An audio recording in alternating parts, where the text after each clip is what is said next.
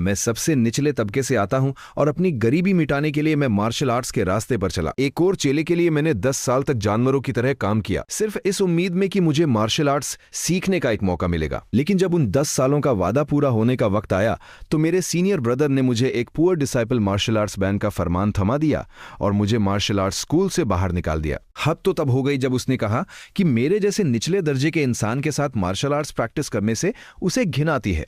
पर उसे इस बात का बिल्कुल अंदाजा नहीं था कि वो अपने इस फैसले पर बहुत जल्द पछताने वाला है। उस वक्त वो लंबे चोगे वाला आदमी बड़ी बेरुखी से बोला था, तुम जैसे लोगों को अपने साथ मार्शल आर्ट्स प्रैक्टिस करते देखकर मुझे लगता है जैसे मार्शल आर्ट्स गंदा हो गया है, सिर्फ इस वजह से। लेकिन सीनियर ब्रदर, आपने तो खुद मुझसे वादा किया था कि अगर मैं 10 साल काम करूंगा तो आप मेरी सिफारिश एक मास्टर से करेंगे। आप तो मशहूर जेंटलमैन सॉर्ड है, आपकी जबान की तो कीमत होनी चाहिए। जब आपने वादा किया था तो ठीक है, मैं अपनी बात दूसरे तरीके से कह देता हूं, तुम्हारे बर्ताव में खोट है। तुम टेस्ट में फेल हो गए हो और तुम्हें मार्शल आर्ट स्कूल से निकाल दिया गया है। मेरे बर्ताव में खोट है, यह सुनकर मुझे बहुत अजीब लगा। ये तो बस मुझे निकालने का एक घटिया बहाना था। अब मुझे सब कुछ समझ आ रहा था। ये जो खुद को जेंटलमैन सॉर्ड कहता है, इसने कभी भी अपना वादा निभाने का सोचा ही नहीं था।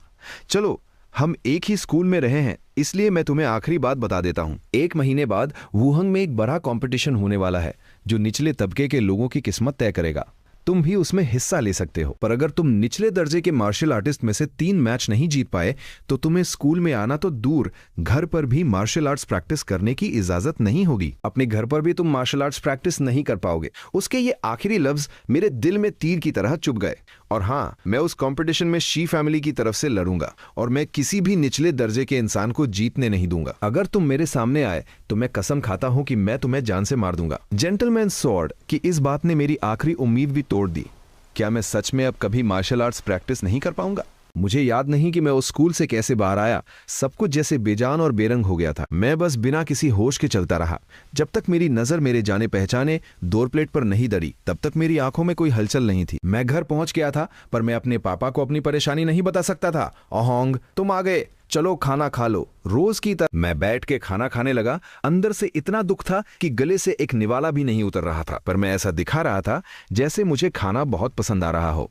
मुझे पता था कि ये खाना मेरे पिता ने सुबह से रात तक रिक्शा खींचकर कमाया है। इतने सालों से उन्होंने चुपचाप इस घर का सारा बोझ अपने कंधों पर उठाया हुआ है। आज की प्रैक्टिस कैसी रही? मैं क्या जवाब दूं? बहुत अच्छी। सीनियर ब्रदर ने कहा कि मुझ में बहुत टैलेंट है और उन्होंने वादा किया है कि अगले महीने वो मुझे एक मौका दिलाएंगे, मुझे थकावट ना हो, इसलिए उन्होंने मुझे कुछ दिनों की छुट्टी भी दे दी है। वाह, मुझे पता था कि मेरा अहोंग एक जीनियस है। तुम पक्का बहुत कामयाब होगे।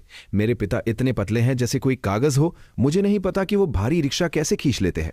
उनकी थकी हुई आंखों में उस वक्त एक सच्ची खुशी थी। पापा, आप भी इतना काम मत किया करो। जब मैं मास्टर बन जाऊंगा तो हम एक बड़ा और साफ घर लेंगे और आप आराम करना। अहोंग, तू भी ज्यादा मेहनत मत कर, कोई जल्दी नहीं है। अपने पिता की वो गर्व भरी मुस्कान देखकर मैंने अपने आंसुओं को बहने से रोका। मैं उन्हें नहीं बता सकता था कि मुझे स्कूल से निकाल दिया गया है।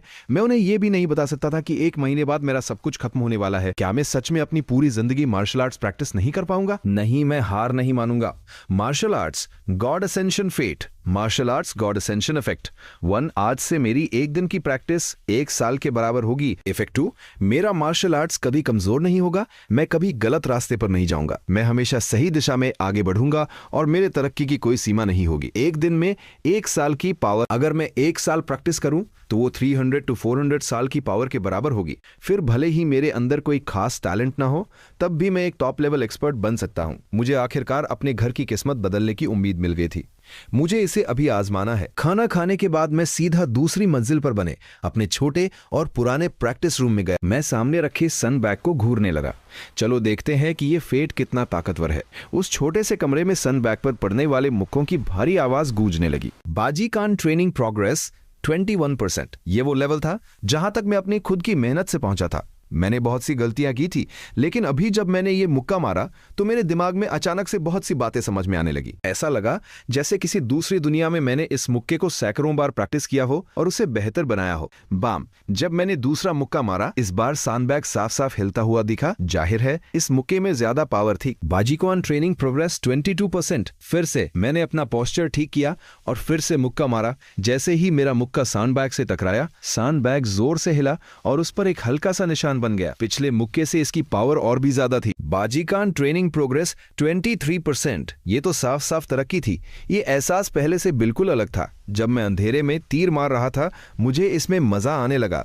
Boom boom boom. हर मुक्के के साथ वो भारी सैंडबैग, जिसे पहले हिलाना मुश्किल था, अब मेरे मुक्कों की ताकत से जोर जोर से हिल रहा था और झूल रहा था। धीरे धीरे वो मेरे मुक्कों के आगे एक खिलौने जैसा बन गया। प्रैक्टिस और प्रैक्टिस, ये एहसास कि हर मुक्के के साथ मैं और ताकतवर हो रहा हूं। मुझे इसका नशा सा हो गया। जब तक मुर्गे की बांग नहीं सुनाई दी, तब तक मुझे होश नहीं आया। भूख के मारे मेरी आंखें धुंधला रही थी। मैं जल्दी से किचन की तरफ भागा और जो भी बचा हुआ खाना मिला उसे जल्दी जल्दी खा लिया। एक बड़ा कटोरा खाने के बाद पेट में थोड़ी तसल्ली हुई, लेकिन शरीर में अभी भी हल्की हल्की भूख महसूस हो रही थी। मेरी फिजिकल स्ट्रेंथ बढ़ गई थी और साथ ही मेरा पेट भी। मैंने सुना है कि जो मार्शल आर्ट्स एक्सपर्ट्स होते हैं, उनकी भूख बहुत ज्यादा होती है। जैसे जेंटलमैन स्वॉर्ड जब मिंगजिंग लेवल पर पहुंचा था, तो वो एक बार में मेडिसिनल फूड के 2 बड़े कटोरे खा जाता था। अभी मेरी भूख जेंटलमैन स्वॉर्ड के उस वक्त के लेवल जितनी तो नहीं थी, लेकिन हमारे बीच का फासला काफी कम हो गया था। मैं कल रात से बहुत ज्यादा ताकतवर हो गया हूं। सिर्फ एक रात में इतना बड़ा बदलाव सच में कमाल है। फिर मैंने पैनल की तरफ देखा। बाजीकान ट्रेनिंग प्रोग्रेस 62%। बस थोड़ा और, बस थोड़ा और। अगर मैं इसी रफ्तार से चलता रहा तो आज ही मैं मिंजिंग लेवल पर पहुंच जाऊंगा और वो कंपटीशन जो मेरी किस्मत तय करेगा। उसमें अभी 29 दिन बाकी हैं।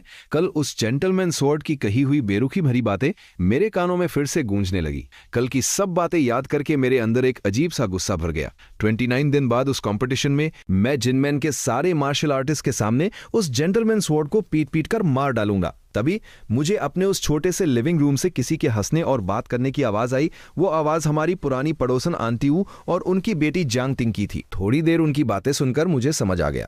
असल में जांग तिंग ने जिनमैन्स नॉर्मल स्कूल में एडमिशन ले लिया था और वो विदेश से जिनमैन वापस आई थी, इसलिए वो हमसे मिलने आ गई। Women's normal school. मैं थोड़ा हैरान हुआ। जो वहां एडमिशन ले ले उसे लोग बहुत होशियार मानते हैं। वो कोई आम इंसान नहीं होती। और मेरे पिता जिस तरह से बात कर रहे थे, ऐसा लग रहा था कि वो मेरी और जांग तिंग की जोड़ी बनाना चाहते हैं। भले ही हम दोनों की प्रजाई और रुतबे में जमीन आसमान का फर्क था और हमारी जोड़ी किसी भी तरह से मेल नहीं खाती थी, लेकिन मेरे पिता के लिए उनका बेटा ही सबसे बेस्ट था। थोड़ी देर बाद मेरे पिता और आंटी वो कोई बहाना बनाकर वहां से चले गए। जब तुम 9 साल के थे तभी तुम मार्शल आर्ट स्कूल चले गए थे। अब तुम्हारा ये अंदाज देखकर लग रहा है कि तुम किसी मार्शल आर्ट्स एक्सपर्ट जैसे दिखते हो। तुम तो मिंजिंग लेवल पर पहुंच ही गए होगे। लियांजिंग, मिंगजिंग, आंजिंग और हुआजिंग, ये मार्शल आर्ट्स के 4 मशहूर लेवल्स हैं, जिनमें अगर कोई मिंजिंग लेवल तक पहुंच जाए तो उसे एक्सपर्ट माना जाता है। ऐसे लोग 1000 में एक होते हैं। और आंजिंग लेवल, वो तो 10,000 में से कोई एक ही पहुंच पाता है। मिंजिंग में अभी थोड़ी कसर है, पर जल्दी पहुंच जाऊंगा। सच कहूं तो मैं अभी मिंजिंग लेवल पर नहीं था। अभी तक मिंजिंग नहीं पहुंचे। जांग तिंग की आंखों की वो चमक अचानक से फीकी कर दी। वो थोड़ी निराश लग रही थी। मैंने सुना है कि मिंजिंग से पहले के लियांजिंग लेवल के 4 हिस्से होते हैं। ताकत पैरों से शुरू होती है, कमर से कंट्रोल होती है, रीढ़ की हड्डी से गुजरती है। तुम तो कम से कम चौथे लेवल पर पहुंच ही गए होगे। नहीं, भी सिर्फ दूसरे लेवल पर हूं। मेरी बात सुनकर जांग तिंग थोड़ी देर के लिए चुप हो गई। उसे समझ नहीं आ रहा था कि क्या कहे। बचपन में उसके साथ कुछ ऐसा हुआ था कि वो मार्शल आर्ट्स एक्सपर्ट्स को बहुत मानती थी और वो चाहती थी कि उसका लाइफ पार्टनर भी मार्शल आर्ट्स की दुनिया से हो, जो उसे सेफ फील करा सके। शुरू में जब उसने मेरा वो शांत और कॉन्फिडेंट अंदाज देखा था तो उसे लगा कि मैं कोई एक्सपर्ट हूं, लेकिन ये तो 19 साल का हो गया है और अभी भी सिर्फ दूसरे लेवल पर है। अगर इसे चारों लेवल पार करके मिंजिंग तक पहुंचना है तो ये तो 30 साल का हो जाएगा। जांग तिंग की सारी उम्मीदें टूट चुकी थी। मेरे पिता जो हम दोनों को मिलाना चाहते थे, जांग तिंग को लगा कि ये अब मुमकिन नहीं है, तो उसने मुझ पर अपना वक्त बर्बाद करना भी ठीक नहीं समझा। इसके बाद हम दोनों ने बस फॉर्मेलिटी के लिए कुछ बातें की। फिर जांग तिंग अपनी जगह से उठी और बड़ी तमीज से मेरे घर से चली गई। उस लबी के जाने के बाद, जो शायद मेरी पहली डेट हो सकती थी, मैं वापस अपने उस छोटे से प्रैक्टिस रूम में आ गया और अपने उस पुराने सैंडबैग पर फिर से प्रैक्टिस शुरू कर दी। पैनल पर मेरा स्टेटस लगातार बदल रहा था। मुझे बाजीकान और भी गहराई से समझ आने लगा था। बस 1-2 घंटों में ही मेरी रीढ़ की हड्डी जो पहले अकड़ी हुई थी, वो अब बहुत फ्लेक्सिबल हो गई थी। देखते हैं इसका क्या असर होता है। इस बार जब मैंने अपनी ताकत का इस्तेमाल किया तो सिर्फ मेरी कमर का जोर ही नहीं था, बल्कि मेरी रीढ़ की हड्डी भी एक बड़े से ड्रैगन की तरह खिंच रही थी और मुड़ रही थी। वो बहुत ही असरदार तरीके से काम कर रही थी। कमर के घूमने से जो ताकत पैदा हुई वो सीधा मेरे शरीर के ऊपरी हिस्से में आ गई। बैम! सैंडबैग पर जो मेरे मुक्के का निशान था वो अब 1 इंच से गहरा होकर 1.2 इंच हो गया था। बाजीकान ट्रेनिंग प्रोग्रेस 80%। मुझे अब सब समझ आ रहा था। बाजीकान के पहले 3 लेवल्स जो पैरों की ताकत, कमर का बैलेंस और रीढ़ की हड्डी के मूवमेंट से जुड़े थे, वो सब मुझे अच्छे से आ गए थे। अब बस मुझे आखिरी लेवल यानी हाथों से ताकत बाहर निकालना सीखना था और फिर मैं पूरी तरह से मिंजिंग लेवल पर पहुंच जाऊंगा। दोपहर हुए काफी वक्त हो गया था। मैं किचन में गया कि कुछ बन या ब्रेड गरम कर लूं ताकि भूख मिटे। जब मैं लिविंग रूम से गुजर रहा था तो मुझे अंदर से अपने पिता और आंटी वू की आवाजें सुनाई दी। मैंने अभी अभी जेनवू मार्शल आर्ट स्कूल में पता करवाया है। आहोंग को वहां से निकाल दिया गया है और वो कभी वहां का ऑफिशियल डिसाइपल था ही नहीं। वो तो बस एक नौकर की तरह काम कर रहा था। कोई भी मास्टर उसे सिखाने को तैयार नहीं था। मेरे पिता काफी देर तक चुप रहे। फिर उनकी भारी आवाज सुनाई दी जब आहोंग ने मुझे बताया था कि वो स्कूल में खुश है और उसे ऑफिशियल डिसाइपल बना लिया गया है। मुझे तभी समझ आ गया था कि वो मुझसे झूठ बोल रहा है। मुझे पता है कि वो इतने सालों से मुझसे झूठ ही बोल रहा है। वो स्कूल में बहुत तकलीफ में था। मैं उसके उस सीनियर जेंटलमैन सॉर्ड को जानता हूं। मैं हर साल उसे पैसे देता था सिर्फ इसलिए कि वो आहोंग का थोड़ा ख्याल न भी रखे तो कम से कम उसे परेशान न करे। ब्रदर हो, मुझे पता है कि आपको बहुत दुख हो रहा है, लेकिन ये कब तक चलेगा? 1 महीने बाद तो वो कभी मार्शल आर्ट्स प्रैक्टिस नहीं कर पाएगा। आहोंग अब छोटा नहीं रहा। आप कब तक उसके साथ इस झूठ का नाटक करते रहेंगे जब तक वो खुद सच्चाई को मान न ले? इस लड़के को बॉक्सिंग से बहुत प्यार है, बचपन से ही इसे इसका शौक है, लेकिन मैं तो बस एक मजदूर हूं। मुझ में इतनी हैसियत नहीं है कि मैं उसके लिए कोई अच्छा मास्टर ढूंढ सकूं। मेरे पिता की आवाज भर्राई हुई थी। मैं उसके लिए सिर्फ इतना कर सकता था कि उसके इस नाटक में उसका साथ दूं। इन दिनों मैंने उसके लिए रिक्शा कंपनी में एक काम ढूंढा है। जब वो सच्चाई को मान लेगा तो वो काम पर चला जाएगा। अपने पिता की इस उदास आवाज को सुनकर मेरा दिल भारी हो गया। मैं चुपचाप वहां से पलट गया और अपने उस छोटे से प्रैक्टिस रूम में वापस आ गया। मिंजिंग लेवल तक पहुंचने में अब सिर्फ एक कदम दूर था। मैं किसी अलग ही दुनिया में खो गया था। मेरा दिमाग बिल्कुल शांत था। मैं बस एक के बाद एक मुक्के मारता जा रहा था। मेरा हर मुक्का अभी सैंडबैग को ठीक से दबा भी नहीं पाता था कि मेरा अगला मुक्का उसी जगह पे जाकर लगता और उस निशान को और भी गहरा कर देता। 1.2 इंच, 1.3 इंच, 1.5 इंच, वो निशान गहरा होता जा रहा था और वापस अपनी जगह पर नहीं आ पा रहा था। मैं किसी पागल की तरह प्रैक्टिस कर रहा था। मेरी बॉक्सिंग स्किल्स एक अलग ही लेवल पर तेजी से बढ़ रही थी। बाजीक्वान ट्रेनिंग प्रोग्रेस 98%, बाजीक्वान ट्रेनिंग प्रोग्रेस 99%। और फिर एक पल ऐसा आया जब अचानक से मेरे दिमाग की बत्ती जली। मैंने जोर से अपने पैर पटके। बाजीकान की वो खतरनाक और भारी पावर एक ही जगह पर इकट्ठी हो गई। मेरी मुट्ठी से एक तेज हवा का झोंका निकला। बूम! उस सैंडबैग में एक गहरा गड्ढा बन गया और वो मुक्के के जोर से फट गया। हवा में धूल उड़ रही थी। मिंजिंग लेवल कंप्लीट।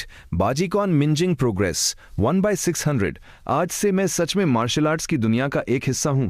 10 साल की मेरी वो मेहनत और परेशानी आखिरकार मैं मिंजिंग लेवल पर पहुंच गया। मुझे ऐसा लगा जैसे मेरे अंदर की सारी घुटन बाहर निकल गई हो। मैं बहुत खुश था। उस छोटे से प्रैक्टिस रूम से धूल साफ करने के बाद मैं सीधा पास की एक मेडिकल शॉप पर गया। मैंने बाहर लगाने वाली दवाई के 2 डिब्बे खरीदे। आम लोगों के लिए ये 2 साल की दवाई थी। इन सब के लिए मुझे 100 सिल्वर कॉइन्स देने पड़े, जो मेरे पिता की पूरे साल की कमाई थी। मेरे जैसा गरीब इंसान इतने पैसे कहां से लाता? मेरे पास एक ही रास्ता था। मेरी मां का दिया हुआ वो जेड ब्रेसलेट जो मेरे लिए सबसे कीमती था, मैंने उसे गिरवी रख दिया। मैंने उनसे वादा किया कि मैं 1 महीने के अंदर सारे पैसे और इंटरेस्ट चुका दूंगा, तभी मैं वो ब्रेसलेट वापस ले सकूंगा। फिर मैं वो दवाइयां लेकर पास के एक शांत जंगल में गया। मैंने एक मजबूत सा पुराना पेड़ ढूंढा और फिर से बॉक्सिंग प्रैक्टिस शुरू कर दी। वो सैंडबैग तो फट गया था, इसलिए मुझे उसकी जगह कुछ और तो चाहिए ही था। मिंजिंग लेवल पर पहुंचने के बाद पिछले 10 सालों में मैंने जो कुछ भी मार्शल आर्ट्स के बारे में सीखा था वो सब मैं इस्तेमाल कर चुका था। मुझे नहीं पता था कि मैं आगे प्रैक्टिस कर पाऊंगा या नहीं। मैंने बस ट्राई करने के लिए एक मुक्का मारा। मेरी आंखों में चमक आ गई, ये काम कर रहा है। जब मैंने ये मुक्का मारा तो मुझे सच में नहीं पता था कि मुझे आगे क्या करना है, लेकिन मेरे दिमाग में अचानक से बहुत सी बातें आने लगी। बाजीकान मिंजिंग प्रोग्रेस 2/600, बाजीकान मिंजिंग प्रोग्रेस 3/600। हवा में गूंजती मेरे मुक्कों की आवाज के साथ मिंजिंग लेवल पर मेरी पकड़ बहुत ही तेजी से मजबूत हो रही थी। शुरू में तो मैं थोड़ा बार बार कोशिश करने के बाद कोई 10-20 बार में एक बार मैं मिंजिंग लेवल की ताकत से मुक्का मार पा रहा था। 1 घंटे से भी ज्यादा प्रैक्टिस करने के बाद अब हर 3-5 मुक्कों में से एक मुक्का मिंजिंग लेवल का होता। जिस मिंजिंग लेवल की शुरुआत को समझने में आम लोगों को महीनों लग जाते हैं, मैंने सिर्फ 2 घंटों में उसे लगभग पार कर लिया था। जेंटलमैन सोर्ड, जो कभी मेरे लिए एक बहुत बड़ी मिसाल हुआ करता था, जिसकी ऊंचाइयों को छूना मुझे नामुमकिन लगता था, अब मैं उसे बहुत पीछे छोड़ने वाला था। हमारे बीच पहले 2 लेवल्स का फासला था और अब वो सिर्फ 1 लेवल का रह गया था और हर गुजरते पल के साथ वो फासला और भी कम हो रहा था। इसके बाद मैंने अपना सारा वक्त उसी जंगल में बॉक्सिंग प्रैक्टिस करते हुए गुजारा। बस जब नींद आती तभी मैं वहां से हटता था। प्यास लगने पर मैं पास के एक कुएं से पानी पी लेता था और जब भूख लगती तो अपने साथ लाए हुए बंस खा लेता था। जब बंस खत्म हो जाते तो मैं पास की एक दुकान से जाकर एक साथ 2 बड़े थैले बंस खरीद लाता। मैं अपने एक एक पल का पूरा इस्तेमाल कर रहा था। बूम बूम, मेरे मुक्कों की वो भारी आवाज उस जंगल में बार बार गूंज रही थी। मैं पसीने से भीग चुका था पर मेरी पूरी लगन मेरी प्रैक्टिस में थी। मैं तब तक नहीं रुका जब तक कि पैनल पर 135/600 नहीं आ गया। मैंने अपनी पानी की बोतल उठाई और गटागट पानी पीने लगा। नौजवान, तुम्हारा मास्टर कौन है? तुम मिंगजिंग लेवल पर पहुंच गए हो, फिर भी तुम ये बेसिक तरीके क्यों प्रैक्टिस कर रहे हो? पीछे से एक आवाज आई। मैंने मुड़कर कर देखा। एक अधेदर उम्र का आदमी लंबे कपड़ों में खड़ा था और उसके पीछे सफेद मार्शल आर्ट्स यूनिफॉर्म पहने हुए एक जवान लड़ी खड़ी थी। मुझे याद आया कि मैंने इन्हें पहले भी यहां देखा है, जब मैं कभी कभी यहां प्रैक्टिस करने आता था और अक्सर ये दोनों यहां मिल जाते थे। लेकिन उस वक्त इन्होंने कभी मेरी तरफ ध्यान नहीं दिया। मैं भी बिना वजह की परेशानी से बचने के लिए इनसे दूर ही रहता था। शायद अब मैं मिंगजिंग लेवल पर पहुंच गया हूं, इसलिए इस आदमी की नजर मुझ पर पड़ी है। मेरा कोई मास्टर नहीं है, मैं बस खुद ही प्रैक्टिस कर रहा हूं। कोई मास्टर नहीं है? उस आदमी की आंखों में एक पल के लिए हैरानी दिखी और फिर उसने समझदारी से सिर हिलाया। तभी मैं सोचूं कि तुम मिंजिंग लेवल पर पहुंचने के बाद भी बेसिक टेक्निक्स क्यों प्रैक्टिस कर रहे हो? तुमने अभी तक बाजीकान के 6 बिग ओपनिंग्स की प्रैक्टिस शुरू नहीं की है। 6 बिग ओपनिंग, ये क्या होता है?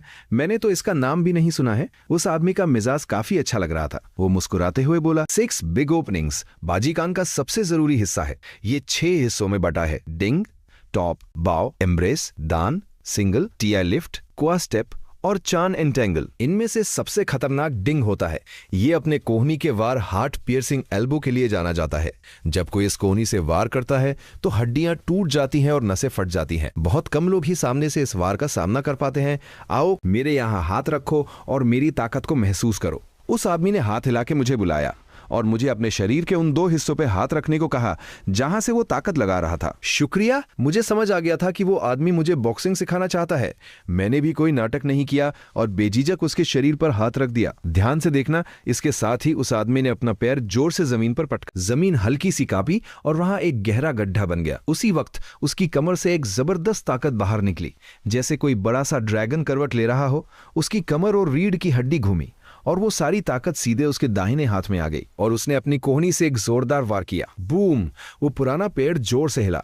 जहां उसकी कोहनी लगी थी वहां एक गहरा गड्ढा बन गया और पेड़ की छाल टूटकर बिखर गई। कमाल है, मेरी आंखें फटी की फटी रह गईं। मैंने जानबूझकर ये पुराना और मजबूत पेड़ चुना था। मैं 2 दिन से इस पर प्रैक्टिस कर रहा था पर इस पर कोई खास निशान नहीं धरा था। लेकिन इस आदमी के हार्ट पियर्सिंग एल्बो के एक वार ने इसमें इतना बड़ा गड्ढा कर दिया। अगर ये वार किसी इंसान पर पड़ता तो वो भले ही न मरता, लेकिन उसकी हड्डियां जरूर टूट जाती। उस आदमी ने 2-3 बार मुझे वो वार करके दिखाया, फिर वो पीछे हट गया। लो, अब तुम खुद ट्राई करो। ठीक है। मैं उस आदमी के वार को याद करने लगा। पैर पटकना, कमर घुमाना, हाथ उठाना और कोहनी से वार करना। बाजीकान मिंगजिंग प्रोग्रेस 136/600। मेरी आंखों में चमक आ गई। बाजीकान की एक नई टेक्निक सीखने के बाद मेरे पैनल पर मेरा प्रोग्रेस एक पॉइंट बदल गया था। मैंने सही सोचा था। मुझे समझ आ गया कि मैं किसी मार्शल आर्ट को कितना समझता हूं। ये सब मेरे पैनल के प्रोग्रेस पर निर्भर करता है। अगर मैं सिर्फ अपने आप से सब कुछ सीखता रहा तो मैं सब कुछ सीख तो जाऊंगा, लेकिन इसमें मेरा बहुत वक्त और बहुत मेहनत लगेगी। लेकिन अगर मैं किसी एक्सपर्ट से सीखूंगा तो मुझे खुद से सब कुछ ट्राई करने और समझने की जरूरत नहीं पड़ेगी। मैं सीधे प्रैक्टिस कर पाऊंगा और मेरी स्पीड बहुत बच जाएगी। मास्टर, आपको क्या लगता है कि इसे ये टेक्निक सीखने में कितना वक्त लगेगा? 15 दिन, 1 महीना या 2 महीने? थोड़ी दूर खैरी वो लगदी मजे लेते हुए पूछ रही थी। शायद वो भी बोर हो रही थी और मुझे देखकर बस टाइम पास कर रही थी। उस आदमी ने अपनी कमर से पानी की बोतल निकाली, एक घूंट पानी पिया और बड़ी बेरुखी से बोला, ये टेक्निक कोई आसान बात थोड़ी है। अगर ये लड़ाका उम्र में मिंजिंग लेवल पर नहीं पहुंचता तो मैं इसे पलट कर भी नहीं देखता। बाजीकान में हार्ट पियर्सिंग एल्बो बहुत मशहूर है, पर इसे सीखना कोई बच्चों का खेल नहीं है। इसके लिए ताकत को बिल्कुल सही तरीके से कंट्रोल करना आना चाहिए। अगर थोड़ी सी भी गलती हुई तो सब गड़बड़ हो जाएगा। बहुत से लोग इसकी प्रैक्टिस करते हुए गलत रास्ते पर चले जाते हैं और उन्हें पता भी नहीं चलता। अगर उन्हें कोई एक्सपर्ट सही रास्ता ना दिखाए तो शायद वो अपनी पूरी जिंदगी में भी अपनी गलती न सुधार पाए। मेरी नजर में अगर ये 1 महीने में भी इसे सीख ले तो ये एक बहुत अच्छा मार्शल आर्टिस्ट बन सकता है। चलो अब चलते हैं। कुछ दिनों बाद आकर देखेंगे। वो आदमी अपनी पानी की बोतल वापस कमर पर बांधकर हाथ पीछे रखकर बड़े मजे से जंगल से बाहर जाने लगा। उसने सोचा होगा कि 3-4 दिनों के बाद जब वो वापस आएगा तो मैं तब भी इस टेक्निक को नहीं समझ पाया हूंगा। फिर अगर मैं अपना घमंड छोड़कर उससे मदद मांगूंगा तो वो मुझे थोड़ा और सिखा देगा। कुछ दिनों बाद इसमें क्या देखने वाला है। मास्टर ब्रदर को भी इस टेक्निक को सीखने में 10 दिन लग गए थे, जबकि उन्हें तो पिछली जनरेशन का सबसे बड़ा जीनियस कहा जाता था। क्या ये लगरा मास्टर ब्रदर से भी ज्यादा होशियार है? वो लगरी हंसते हुए बोली, इतनी उम्मीदें मत रखो। तुम्हारे मास्टर ब्रदर कोई आम इंसान थोड़ी हैं। जब मैं जवान था तो वो मुझसे बस थोड़े ही पीछे थे। अपने सबसे बड़े डिसाइपल का नाम सुनते ही उस आदमी के चेहरे पर एक खुशी सी छा गई। उसका डिसाइपल मार्शल आर्ट्स की दुनिया में एक चमकते सितारे की तरह था। उसने ये टेक्निक 10 दिनों में सीखी थी और ये आदमी जब ये जवान था तो इसने इसे सिर्फ 3 दिनों में सीखा था। उस लगी ने बहुत ही रिस्पेक्ट से पूछा, मुझे लगभग 3। तभी पीछे से मुक्कू की एक बहुत ही तेज और भारी आवाज आई। उस आदमी और लगरी ने हैरान होकर पीछे मुड़कर देखा। उनकी आंखें खुली की खुली रह गईं। मेरे सामने वाले उस पुराने पैर पर कोहनी से वार करने का एक बहुत ही गहरा और साफ निशान बन गया था। हार्ट पियर्सिंग एल्बो मैंने सीख लिया। ये कैसे हो सकता है? अभी तो बस 2 मिनट हुए हैं और इसने ये टेक्निक सीख भी ली। भले ही मैं बाजीकान का सबसे बड़ा मास्टर ली शुक्सिंग हूं, जिसे लोग गॉड ऑफ स्पीयर कहते हैं, पर आज मुझे अपनी ही काबिलियत पर शक हो रहा है। मास्टर, आप अभी क्या कह रहे थे? आपने ये टेक्निक कितने दिनों में सीखी थी? उस लग्गी ने हैरान होते हुए पूछा। ली शुशिंग थोड़ी देर चुप रहा, फिर उसने आसमान की तरफ देखकर बहुत ही शांत आवाज में कहा, मुझे 3 वाक्य बोलने का वक्त लगा था। ये नौजवान काफी अच्छा है। ये तो बिल्कुल मेरे जैसा है। 3 वाक्य बोलने का वक्त। उस लग्गी ने शक भरी नजरों से देखा। तभी उसने देखा कि उसके मास्टर मुस्कुराते हुए हो योहोंग की तरफ जा रहे हैं। उसका चेहरा एकदम से बदल गया। मास्टर, कहीं आप इसे अपना डिसाइपल तो नहीं बनाने वाले? क्या तुम्हें लगता है कि ये लड़का तुम्हारा जूनियर ब्रदर बनने के लायक नहीं है? ली शुसिंग ने हंसकर कहा, नहीं, मेरा वो मतलब नहीं था। पर जिनमैन मार्शल आर्ट्स एसोसिएशन ने एक नया नियम बनाया है। अब कोई भी मार्शल आर्ट्स स्कूल गरीब तबके के लोगों को डिसाइपल नहीं बना सकता। अगर हमने ये नियम तोड़ा तो सारे मार्शल आर्ट स्कूल्स हमारे खिलाफ हो जाएंगे। वो लगली हो यूहैनहोंग की तरफ देखकर परेशान हो रही थी। ली शुशिंग की आंखों में उस लबले के लिए एक अलग ही इज्जत थी। ये लग रहा मार्शल आर्ट्स के लिए ही बना है। इन अमीर गरीब के भेदभाव की वजह से इसका टैलेंट बर्बाद नहीं होना चाहिए। एसोसिएशन जो भी करेगा मैं सब संभाल लूंगा। वो लड़की चुप हो गई। उसे पता था कि वो अपने मास्टर को नहीं रोक सकती, पर क्या यह सच में इस लायक है? उसने मन ही मन सोचा। तभी ली शुशिंग हो युएहोंग के पास गया और मुस्कुराते हुए बोला, नौजवान, तुम्हारे अंदर बहुत टैलेंट है। क्या तुम गॉड ऑफ स्पीयर ली शुशिंग के स्कूल में शामिल होना चाहते हो? गॉड ऑफ स्पीयर ली शुशिंग, ये नाम सुनकर हो युएहोंग का दिल जोर से धड़कने लगा। ये आदमी, ये तो एक जीता जागता लेजेंड है। गॉड ऑफ स्पीयर, जो बॉक्सिंग और स्पीयर दोनों में एक्सपर्ट है, जो आज तक कोई मैच नहीं हारा। अगर मैं गॉड ऑफ स्पीयर ली शुशिंग का डिसाइपल बन गया तो उस जेंटलमैन स्वॉर्ड को कंपटीशन में हराने के मेरे चांसेस 20-30% से बढ़कर 98% हो जाएंगे। और मेरे पिता ने मेरे बारे में जो जीनियस होने की कहानी सबको सुनाई थी, वो सच हो जाएगी। मेरे पिता का सीना गर्व से चौड़ा हो जाएगा। हो योहोंग अपने मास्टर को प्रणाम करता है। हो योहोंग को इस बात पर कोई शक नहीं था कि यह आदमी सच में ली शुशिंग बनने का नाटक किया था। उसकी कब्र पर घास भी नहीं उगी थी। बहुत खूब, बहुत खूब, बहुत खूब, ली शुशिंग ने खुशी से 3 बार कहा। उसके चेहरे पर एक सच्ची मुस्कान थी। आज से तुम मेरे छठे डिसाइपल हो। आओ, ये तुम्हारी सीनियर सिस्टर फैंग यू है। ये जिनमैन के सबसे बड़े अमीर घराने की बेटी है। अगर तुम्हें कभी पैसों की जरूरत पड़े तो इससे मांग लेना। Senior sister. हो योहोंग ने आगे बढ़कर उसे प्रणाम किया। उस लगी को थोड़ा अजीब लग रहा था, पर जब उसके मास्टर ने फैसला कर लिया था तो वो क्या ही कह सकती थी। उसने अपनी कमर पर हाथ लगाया, पर उसका वॉलेट वहां नहीं था। तो उसने अपनी कलाई से वो जेड ब्रेसलेट उतारा और उसे दे दिया। लो, ये मेरी तरफ से तुम्हारे लिए एक गिफ्ट है। शुक्रिया सीनियर सिस्टर। हो युएहोंग ने खुशी खुशी उसे रख लिया। मास्टर, मैं पहले वेंजन मार्शल आर्ट स्कूल में काम करता था। मेरा नाम अभी भी उनके रजिस्टर में होगा। पिछले कुछ दिनों से उसे वेंजन मार्शल आर्ट स्कूल से कोई नोटिस नहीं आया था कि उसे निकाल दिया गया है, और अगर मैं वहां पूछने जाऊंगा तो कोई मुझे जवाब नहीं देगा। उस जेंटलमैन स्वॉर्ड ने तो मुझे ऐसे ही निकाल दिया था। उसने तो मेरा नाम रजिस्टर से कटवाने की परवाह तक नहीं की। ये तो बहुत छोटी सी बात है। ली शुशिंग ने तालियां बजाईं और तभी झादारियों के पीछे से एक बूढ़ा आदमी बाहर आया। वो बिल्कुल बिना किसी आवाज के चल रहा था, जैसे कोई भूत हो। ये ओल्ड शू है। ये कई युएहोंग ने शुक्रिया कहा और फिर वो उस बूढ़े आदमी के साथ एक रिक्शे में बैठ गया। वो दोनों उस वेंजन मार्शल आर्ट स्कूल की तरफ जा रहे थे जहां उसने अपने 10 साल बिताए थे। लगभग 15 मिनट बाद हो युएहोंग उस बूढ़े आदमी के साथ उस जाने पहचाने स्कूल के अंदर गया। गॉड ऑफ स्पीयर स्कूल के किसी आदमी का वहां आना उन लोगों के लिए बहुत हैरानी की बात थी। सब लोग उनकी तरफ देख रहे थे, चाहे वो दरवाजे पर खड़े डिसाइपल्स हो या पेट्रोल कर रहे एक्सपर्ट्स, जब वो बूढ़ा आदमी उन्हें घूर कर देखता तो वो सब ऐसे डर जाते जैसे किसी ने उन पर कोई जादू कर दिया हो। वो सब चुपचाप पीछे हट जाते और उनके लिए रास्ता छोड़ देते। इस तरह वो दोनों बिना किसी परेशानी के उस रूम में पहुंच गए जहां सारे डॉक्यूमेंट्स रखे जाते थे। उन्होंने जो भी पेपर्स चाहिए थे वो ले लिए। अरे सीनियर ब्रदर, देखो ये तो वही लगा है जो पहले हमारे आदम में काम करता था। क्या नाम था इसका? होंग। इसे तो निकाल दिया गया था ना। थोड़ी दूर पर किसी ने हो यान होंग को पहचान लिया। जेंटलमैन सॉर्ड भी वहीं से गुजर रहा था। उसके साथ जो आदमी है उसके कपड़े देखकर तो लग रहा है कि वो गॉड ऑफ स्पीयर स्कूल का है। जेंटलमैन सॉर्ड ने बस एक नजर देखी। उसने हो योहोम की तरफ ध्यान भी नहीं दिया। उसकी नजर सिर्फ उस बूढ़े आदमी पर थी जिसने गॉड ऑफ स्पीयर स्कूल के कपड़े पहने हुए थे। ये लड़का तो बहुत चालाक निकला। जैसे ही मैंने इसे स्कूल से निकाला, इसने जाकर दूसरे स्कूल के एक मामूली से सर्वेंट को पकड़ लिया। पास खड़े एक आदमी ने हंसते हुए कहा, चलो चलो चलते हैं, यहाँ देखने लायक कुछ नहीं है। जेंटलमैन सॉर्ड ने अपनी नजरें फेर ली। तब तक वो युहानहुंग का सारा काम हो चुका था। उसका नाम वेंजन मार्शल आर्ट स्कूल के रजिस्टर से हमेशा के लिए कट चुका था। डायरेक्ट डिसाइपल, काफी देर हो गई है, चलो मैं तुम्हें पहले स्कूल छोड़ देता हूं। उस बूढ़े आदमी ओल्ड शू ने कहा। शुक्रिया, हो युहानहुंग ने जवाब दिया। डायरेक्ट डिसाइपल, ये लफ्ज सुनते ही जेंटलमैन सॉर्ड, जो अभी 2 कदम ही आगे बढ़ा था, अचानक रुक गया। वो झटके से पीछे मुड़ा और उस बूढ़े आदमी और हो योहोंग की तरफ देखने लगा। उसकी आंखों में हैरानी और डर साफ दिख रहा था। गॉड ऑफ स्पीयर स्कूल में तो सिर्फ एक ही मास्टर है और वो है ली शुशिंग। और जो डायरेक्ट डिसाइपल होता है वो सिर्फ मास्टर का ही डिसाइपल हो सकता है। इसका मतलब ये ली शुशिंग का डिसाइपल बन गया है। लेकिन ये कैसे हो सकता है? जेंटलमैन सॉर्ड को अपनी आंखों और कानों पर विश्वास नहीं हो रहा था। मेरा इतना टैलेंट होने के बाद भी मैं ली शुशिंग की नजर में नहीं आ सका, और ये मामूली सा कीड़ा ये अचानक से ली शुशिंग का डिसाइपल कैसे बन गया? ली शुशिंग कोई ऐसे वैसे लड़के को अपना डिसाइपल नहीं बनाता। उसका डिसाइपल बनने के लिए या तो कोई बहुत बड़ा जीनियस होना चाहिए या फिर कम से कम ह्वाजिंग लेवल तक पहुंचने का पोटेंशियल होना चाहिए। नहीं, ये मुमकिन ही नहीं है।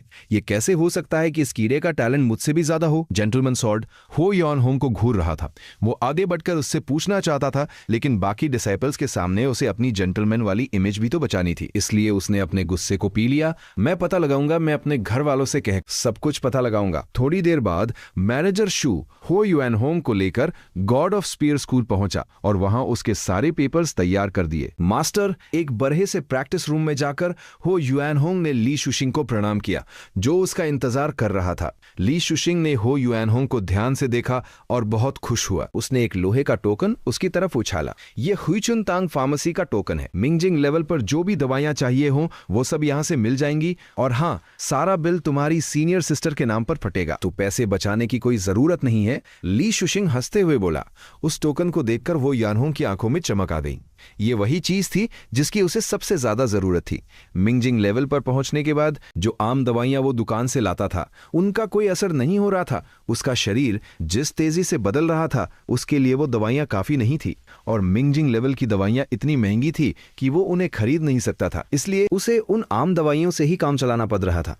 लेकिन अब अपने मास्टर से ये टोकन मिलने के बाद उसे मिंगजिंग लेवल पर अपने शरीर की कमजोरी की कोई फिक्र नहीं थी। चलो अभी काफी वक्त है, आज मैं तुम्हें कुछ असली टेक्निक्स सिखाता हूं। बाजिकान की टेक्निक्स स्पीयर से ही बनी है। बॉक्सिंग और एल्बो टेक्निक्स, ये सब भी स्पीयर का ही हिस्सा है। जब कोई एक्सपर्ट लेवल पर पहुंचता है तो उसकी बॉक्सिंग और स्पीयर टेक्निक्स एक हो जाती है। जब तुम अपनी कोहनी से वार करते हो तो वो किसी स्पीयर की तरह लगता है, उसमें बहुत ज्यादा पावर होती है। इसलिए जब तुम प्रैक्टिस करो तो एक स्पीयर के साथ प्रैक्टिस करना। ये कहते हुए ली शुक्सिंग ने पास रखे एक स्टैंड से एक सफेद रंग का स्पीयर उठा लिया। फिर उसने एक एक बात बहुत ध्यान से समझाई। सारी बातें समझाने के बाद ली शुक्सिंग ने एक गहरी सांस ली। उसने अपना दाहिना पैर जोर से जमीन पर पटका और अपने हाथ में पकड़े उस स्पीयर से सामने की तरफ वार किया। सूश, एक हल्की सी आवाज आई और उस स्पीयर का कोना सामने दीवार पर रखे हुए कुछ कागजों के आर पार हो गया। फिर उसने उस स्पीयर को बड़ी ही आसानी से वापस खींच लिया। जब ली शुशिंग ने वो स्पीयर वापस रखा तो वो योहान ने उन कागजों को ध्यान से देखा।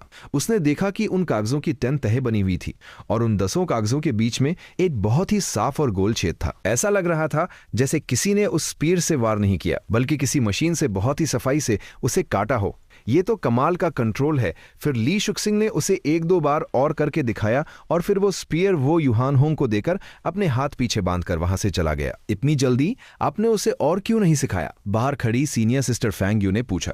पहले उसे खुद प्रैक्टिस करने दो, उसे पता चलना चाहिए कि असली टेक्निक्स और बाहर के आम मार्शल आर्ट्स में क्या फर्क होता है, कहीं उसमें घमंड ना आ जाए। मास्टर आपने उसे क्या सिखाया है? कागज में छेद करना। उस जमाने में हमारे सबसे बड़े सीनियर ब्रदर ने न जाने कितने कागज बर्बाद कर दिए थे, पर वो इसे सीख नहीं पाए थे। वो तो इतने परेशान हो गए थे कि उन्हें खुद पर शक होने लगा था, और आपने एक नए लगरे को ये टेक्निक सिखा दी बिना कोई बेसिक सिखाए। फांग यू ने हैरानी से पूछा, इसमें क्या बड़ी बात है? जब मैं इस स्कूल में नया आया था तो मेरे मास्टर ने भी मुझे यही टेक्निक सिखाई थी। वो मुझे डराना चाहते थे।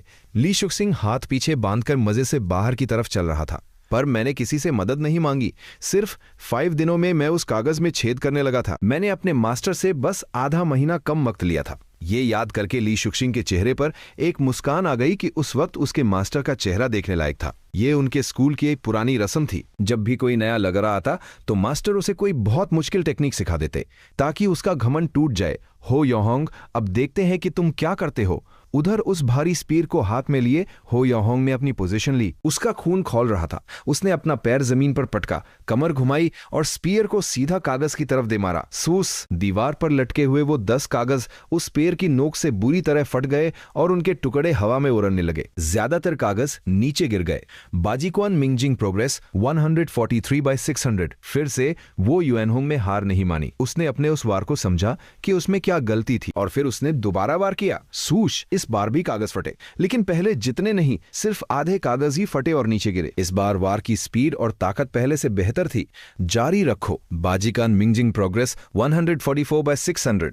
हो युएनहोंग ने थोड़ी देर सोचा, अपनी पोजीशन को थोड़ा सा ठीक किया और फिर से वार किया। इसके बाद हो योहोंग उस प्रैक्टिस रूम में ही रहा। हर वार के बाद वो थोड़ा सोचता, अपनी गलती समझता और फिर से वार करता। उसका हर वार पिछले वार से बेहतर हो रहा था। कुछ ही देर में वो उस लेवल पर पहुंच गया जहां वो कागज को तो छेद रहा था, पर एक भी कागज फटकर नीचे नहीं गिर रहा था। इसका मतलब था कि वो अपनी ताकत को कंट्रोल करना सीख रहा था और उसे ये टेक्निक समझ में आने लगी थी। जारी रखो। वो पास रखा पानी गटागट पी गया और अपने मास्टर की रखी हुई मिंजिंग लेवल की थोड़ी सी दवाई भी खा ली। फिर उसने वो स्पीयर उठाया और फिर से प्रैक्टिस शुरू कर दी। सूस सूस सूश। उस प्रैक्टिस रूम में स्पीयर के हवा को चीरने की और कागज के फटने की आवाजें लगातार आ रही थी। शाम होते होते जब वो युएनहोंग ने एक और वार किया तो स्पीयर की नोक जैसे ही कागज से टकराई, उस कागज पर पानी की लहरों जैसी एक वेव सी बन गई। अब मैं समझ गया। बाजीकॉन मिंगजिंग प्रोग्रेस 196/600 वाकई ये जिनमेन का नंबर 1 मार्शल आर्ट्स स्कूल है। यहाँ का मार्शल आर्ट्स सीखना बहुत मुश्किल है। सिर्फ इस बेसिक टेक्निक को समझने में मुझे पूरी दोपहर लग गई। ये बहुत स्लो है। अगर मुझे इसे मास्टर करना है तो मुझे कम से कम 2 दिन और लगेंगे। अगर मास्टर ने मुझे ऐसे प्रैक्टिस करते देखा तो वो बहुत निराश होंगे। मुझे नहीं पता कि मास्टर को इसे सीखने में कितना वक्त लगा था, पर वो तो एक जीनियस है। उन्होंने तो इसे 2 दिन में ही मास्टर कर लिया होगा। नहीं, मुझे रात को घर जाकर 3 घंटे और प्रैक्टिस करनी होगी। कल मास्टर के आने से पहले मुझे कम से कम 3 कागजों को बिना फाड़े छेदना सीखना होगा। मैं मास्टर को निराश नहीं कर सकता। हो युहांगहोंग के मन में एक डर सा बैठ गया था। इस दुनिया में मास्टर ली शुशिंग जैसे जीनियस भी हैं जो मेरी तरह दिन रात मेहनत नहीं करते, फिर भी मुझसे तेज सीखते हैं। अगर वो इतना कर सकते हैं तो मुझे और भी ज्यादा मेहनत करनी होगी। प्रैक्टिस और प्रैक्टिस। जब तक जान है तब तक प्रैक्टिस करूंगा। हो युहांगो ने अपने शरीर के दर्द को नजरअंदाज किया, अपनी कमर सीधी की और एक बार फिर से प्रैक्टिस करने लगा। उसे वक्त का पता ही नहीं चला। वो पूरी तरह से अपनी प्रैक्टिस में खो गया था। जब सूरज ढलने लगा तो उसके पैनल का प्रोग्रेस कुछ ऐसा था।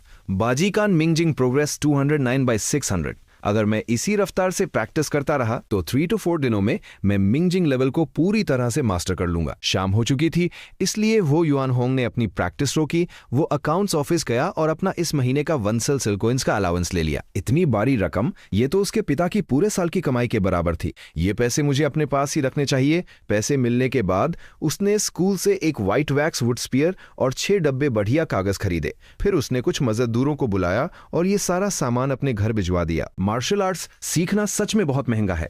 अब उसे समझ आ रहा था कि लोग ऐसा क्यों कहते हैं। सिर्फ ये कागज और स्पेयर खरीदने में ही उसके पिता की आधे साल की कमाई लग गई थी। जब हो युएनहोंग स्कूल से बाहर निकल रहा था तो उसकी नजर अचानक एक आदमी पर पड़ी। वो थोड़ा चौंका। वो आदमी पीछे से बिल्कुल उसके पिता जैसा लग रहा था, पर वो बहुत दूर था और भीड़ में था, इसलिए हो याहोंग पक्के तौर पर नहीं कह सकता था कि वो उसके पिता ही हैं। जब वो आगे बढ़ा तो वो आदमी भीतर में कहीं खो गया। शायद मुझे कोई गलतफहमी हुई है।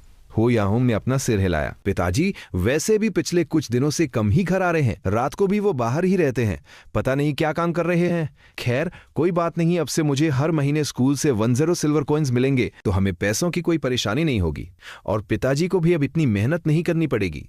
उधर साहब आराम से बैठिए। होफू झुककर गॉड ऑफ स्पेयर स्कूल के मैनेजर को एक रिक्शे में बिठा रहा था। जब मैनेजर आराम से बैठ गया तो होफू रिक्शा खींचने लगा। वो मैनेजर बहुत मोटा था, उसका वजन 2 आदमियों के बराबर था। होफू को रिक्शा तेज भी चलाना था और उसे झटके भी नहीं लगने देने थे। ये बहुत मुश्किल काम था। कुछ ही देर में होफू का सारा कपड़ा पसीने से भीग गया। अरे आज तो स्कूल में कमाल ही हो गया। मैनेजर शू ने इतने दिनों से एक बात छुपा कर रखी थी। आज पता चला कि स्कूल में एक नया डायरेक्ट डिसाइपल आया है और वो कोई बहुत बड़ा आदमी नहीं है, वो तो 20 साल से भी कम उम्र का एक लौगा है।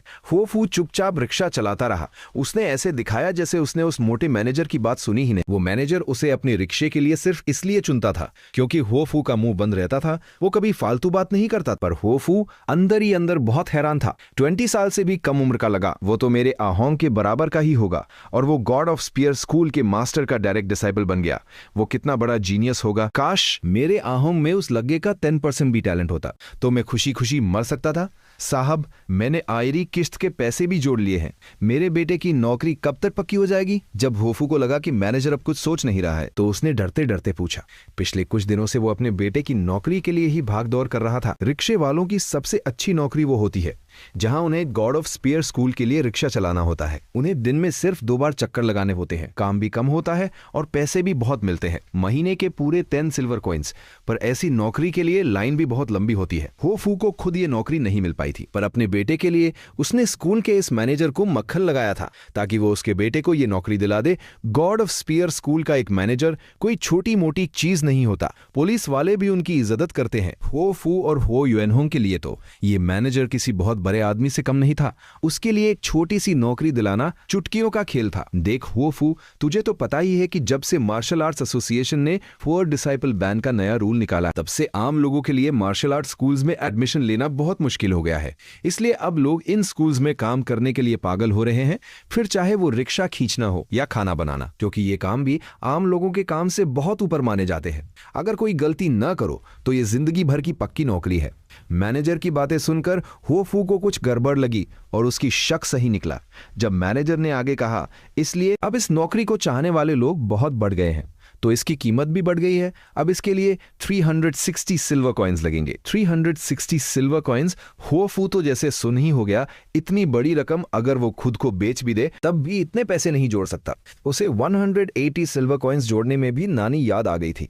उसने वू शाओसिया से भी 160 सिल्वर कॉइन्स उधार लिए थे। अब वो अचानक से 360 सिल्वर कॉइन्स कहां से लाएगा? हाँ, 360 सिल्वर कॉइन्स, ये तो अभी का रेट है। 1 महीने बाद तो ये और भी बढ़ जाएगा। होफू चुप हो गया। वो पुराना सा घर भले ही टूटा फूटा था, पर वो जिनमेन में उनका इकलौता ठिकाना था। शाम को उस मैनेजर को उसके घर छोड़ने के बाद होफू गली के एक कोने में बैठ गया। वो तब तक वहीं बैठा रहा जब तक कि सूरज पूरी तरह से ढल नहीं गया। वो एकदम चुप था, गली के उस पुराने और बदबूदार पत्थर की तरह। मैं बूढ़ा हो गया हूं, एक गड्ढे के पानी में अपनी परछाई देखकर होफू बरबराया। एक वक्त था जब वो भी अपने बेटे अहोंग की तरह जवान और तत्वर था। उसके अंदर बहुत हिम्मत थी, पर इतने सालों तक रिक्शा खींचने के बाद उसकी कमर झुक गई थी, उसके बाल सफेद हो गए थे। मेरा अहोंग मेरी तरह नहीं जिएगा। वो मेरी तरह पूरी जिंदगी रिक्शा खींचकर बीमार नहीं तरेगा और दूसरों के सामने सिर नहीं झुकाएगा। अगर वो मार्शल आर्ट्स एक्सपर्ट नहीं बन सकता तो क्या हुआ? अगर उसे गॉड ऑफ स्पेयर स्कूल में ये नौकरी मिल गई तो वो कम से कम पेट भर खा तो सकेगा, वो एक अच्छी जिंदगी जी सकेगा। और फिर अगर घर न भी रहे तो क्या फर्क पड़ता है? अगर मेरा आहोंग खुश है तो मेरे लिए बस इतना ही काफी है। होफू अपने झुके हुए कंधों के साथ धीरे धीरे अपने घर की तरफ चलने लगा। डूबते हुए सूरज की रोशनी में उसकी परछाई बहुत लंबी लग रही थी। घर जाने से पहले हो युअन होंग हुईचुनतांग फार्मेसी गया। उसने अपने मास्टर का वो टोकन दिखाया और बहुत सारी मिंजिंग लेवल की दवाइयां ले ली। ये दवाइयां उसे मिंजिंग लेवल को पूरी तरह से पार करने में मदद करेंगी। उसे मिंजिंग लेवल के आखिरी हिस्से में पहुंचने के बाद चिलियन पेस्ट नाम की एक बहुत ही आस दवाई की जरूरत होगी, पर यह दवाई बहुत रेयर थी। हुचुनतंग फार्मेसी में भी ये नहीं थी। उसने मैनेजर शू से सुना था कि कुछ दिनों बाद गॉड ऑफ स्पीयर स्कूल और बाकी स्कूल्स के बीच एक कंपटीशन होने वाला है और जो जीतेगा उसे इनाम में यही चिलियन पेस्ट मिलेगा। दवाइयां लेने के बाद हो युआहोंग सब्जी मंडी गया। आज उसने बहुत सारा गोश्त और अच्छी अच्छी सब्जियां खरीदी जो वो आम दिनों में कभी नहीं खरीद पाता था। अब उसके पास पैसे थे तो वो अच्छा खाना खा सकता था। जब वो अपने घर पहुंचा तो उसके पिता अभी तक वापस नहीं आए थे। उसने वो सारा सामान किचन में रखा और पोर्क और कैबेज का एक बहुत ही शानदार खाना बनाया। फिर वो अपने उस छोटे से प्रैक्टिस रूम में गया। उसने दीवार पर वो नया कागज लगाया और अपना स्पीयर उठाकर खैदरा हो गया। उसने अपनी आंखें बंद की, एक लंबी सांस ली और अपने दिमाग को शांत किया। दिन भर की सारी बातें उसके दिमाग में आ रही थी। भले ही अब मेरे पास मास्टर ली शुक्सिंग जैसे महान इंसान का साथ है, पर आखिरकार मुझे अपनी लड़ाई खुद ही लड़नी होगी। अपनी तात के दम पर हो युआहोंग ने अपने दिमाग से सारी रालतू बातें निकाल दी। अब उसके सामने सिर्फ उसका स्पीयर था और वो कागज। एक ही वार में आर पार सूश वो स्पीयर हवा को चीरता हुआ गया और उस कागज के आर पार हो गया। कागज पर फिर से वही पानी की लहरों जैसी वेव बनी, पर इस बार कागज के फटने की वो आवाज नहीं आई। सिर्फ एक हल्का सा पॉप साउंड आया और स्पीयर कागज के पार निकल गया। वापस हो युआहोंग ने स्पीयर वापस खींचा और पास जाके देखा उस सबसे ऊपर वाले कागज में सिर्फ एक गोल छेद था। कागज का कोई भी दूसरा हिस्सा नहीं फटा था। बाजीकान मिंजिंग प्रोग्रेस 210/610। मैं पहले से बेहतर हो गया हूं। इसके बाद हुओ युआनहोंग घर के पास वाले उस पुराने पेड़ के पास गया। उसने अपना पैर पटका और अपनी कोहनी से एक वार किया। बाम! उस पैर पर आधे इंच गहरा एक नया गड्ढा बन गया। यह पिछले वाले गड्ढे से दुगना गहरा था। मेरी ताकत पहले से बहुत बढ़ गई है। अब उस कंपटीशन में जहां मुझे उस जेंटलमैन सॉर्ड को मारना है, सिर्फ 26 दिन बचे हैं। हो युआहोंग घर वापस आया और अपना स्पीयर लेकर फिर से प्रैक्टिस करने लगा। 2 बार प्रैक्टिस करने के बाद उसे बाहर से पैरों की जानी पहचानी आवाज सुनाई दी और फिर दरवाजा खुला। उसके पिता आ गए थे। पिताजी, आप आ गए। हो युआहोंग हंसता हुआ किचन से बाहर आया। उसके हाथों में पॉक और कैबेज का वो बर्तन था। पिताजी, मेरे पास आपके लिए बहुत अच्छी खबर है। मुझे गॉड ऑफ स्पीयर ली शुक्सिंग ने अपना डिसाइपल बना लिया है। हाँ पिताजी, जिनमिन के नंबर 1 मास्टर ने। मैं पहले आपसे झूठ बोलता था। मुझे पता है कि आप भी मेरा साथ दे रहे थे, पर इस बार मैं सच बोल रहा हूँ। ये देखो, ये मेरा आईडी कार्ड है और ये मेरा इस महीने का अलाउंस है। हो युआनहोंग ने 1 सेल्सर कॉइंस का वो थैला अपने पिता के सामने रख दिया। उसके चेहरे पर एक बहुत बड़ी मुस्कान थी। हुओफू ये सुनकर थोड़ा हैरान हुआ। उसे लगा कि आहोंग फिर से झूठ बोल रहा है। शायद वेंजन मार्शल आर्ट स्कूल वाली कहानी अब पुरानी हो गई है, इसलिए इसने ये नई कहानी बनाई है कि ली शुसिंग ने एक नया डिसाइपल बनाया है। वाह, मुझे पता था कि मेरा आहोंग एक जीनियस है। यहां तक कि मास्टर ली शुसिंग भी तुम्हें अपना डिसाइपल बनाना चाहते थे। हुओफू ने भी उसके नाटक में उसका साथ दिया। उसने वो आईडी कार्ड अपने हाथ में लिया और उसे ध्यान से देखा। उसने ऐसे एक्ट किया जैसे वो पहले पकड़े जाने पर शर्मिंदा था और अब बहुत खुश है, पर अंदर ही अंदर वो सोच रहा था, ये आईडी कार्ड तो बहुत असली लग रहा है। इसे बनवाने में काफी पैसे लगे होंगे और ये इतने सारे सिल्वर कॉइंस कहां से आए? कहीं अहोंग ने वो जेड ब्रेसलेट तो नहीं बेच दिया? पिताजी, अब आपको रिक्शा चलाने की कोई जरूरत नहीं है। मुझे हर महीने 100 सिल्वर कॉइंस मिलेंगे। अब हम रोज गोश्त खाएंगे। हमें अब वो सस्ते केकेरे खाने की जरूरत नहीं है। हो युआनहोंग ने मुस्कुराते हुए 30 सिल्वर कॉइंस अपने पिता के हाथ में रख दिए और बाकी के पैसे अपने पास रख लिए। अरे नहीं नहीं, मुझे इतने पैसों की क्या जरूरत है? हुओफू ने मना किया, पर वो युआनहोंग ने जबरदस्ती वो पैसे उसके हाथ में रख दिए। हुओफू डरते डरते वो पैसे अपनी जेब में रख लिए। चलो कोई बात नहीं, मैं इन पैसों को बचाकर रखूंगा, इसके काम आएंगे। कहीं ये लड़का इन्हें ऐसे ही फालतू में न उड़ा दे। आज रात हुओफू के घर में कोई सस्ता केकरा नहीं बना था। आज वो गोश्त और सब्जी खा रहे थे। खाना खाने के बाद जब हो युआनहोंग का पेट भर गया तो वो वापस अपने प्रैक्टिस रूम में चला गया। एक बार और हो युआहोंग ने फिर से अपना स्पीयर उठाया। उसके हाथ दर्द कर रहे थे, उसकी कमर, उसकी पीठ, उसके पैर सब दर्द कर रहे थे। उसका मन कर रहा था कि वो स्पीयर छोड़कर बस बिस्तर पे लेट जाए और सो जाए, पर मेरी ताकत अभी इतनी नहीं है कि मैं उस जेंटलमैन सॉर्ड को मार सकूं। तो फिर मैं आराम कैसे कर सकता हूं? पिछले 10 सालों में जेंटलमैन सॉर्ड ने उसे जितना परेशान किया था वो सब उसे याद आ रहा था। उसका खून खौल रहा था। इंसान का गुस्सा उसे कोई भी मुश्किल काम करने की तद दे सकता है। हो युएनहोंग अपने शरीर का सारा दर्द भूल गया। उसकी नजरें सिर्फ उस स्पीयर और उस कागज पर थीं। पैर पटकना, कमर घुमाना और वार करना। सूस, उसने अपना पैर पटका, अपनी कमर घुमाई और अपने हाथों से पूरी ताकत लगाकर उस स्पीयर से वार किया। उस कागज में उसे उस जेंटलमैन सॉर्ड का चेहरा नजर आ रहा था। 10 सालों का उसका सारा गुस्सा उस स्पीयर में आ गया था। गुस्सा किसी ज्वालामुखी की तरह फट पड़ा। मैं ये तो बर्दाश्त कर सकता हूं कि कोई मुझसे ज्यादा अमीर या ताकतवर हो, क्योंकि वो शायद इसी तरह पैदा हुए हों, लेकिन मैं ये कभी बर्दाश्त नहीं करूंगा कि वो अपनी ताकत का इस्तेमाल करके मेरे जैसे आम लोगों के लिए कामयाबी के सारे रास्ते बंद कर दे। स्वूश स्वूश स्वूश, स्पीयर बार बार उस कागज के आर पार हो रहा था। इस बार सबसे ऊपर वाला कागज तो फटा ही नहीं, उसके नीचे वाले कागज में भी सिर्फ एक गोल छेद था। बाजीकॉन मिंजिंग प्रोग्रेस 228/628/600।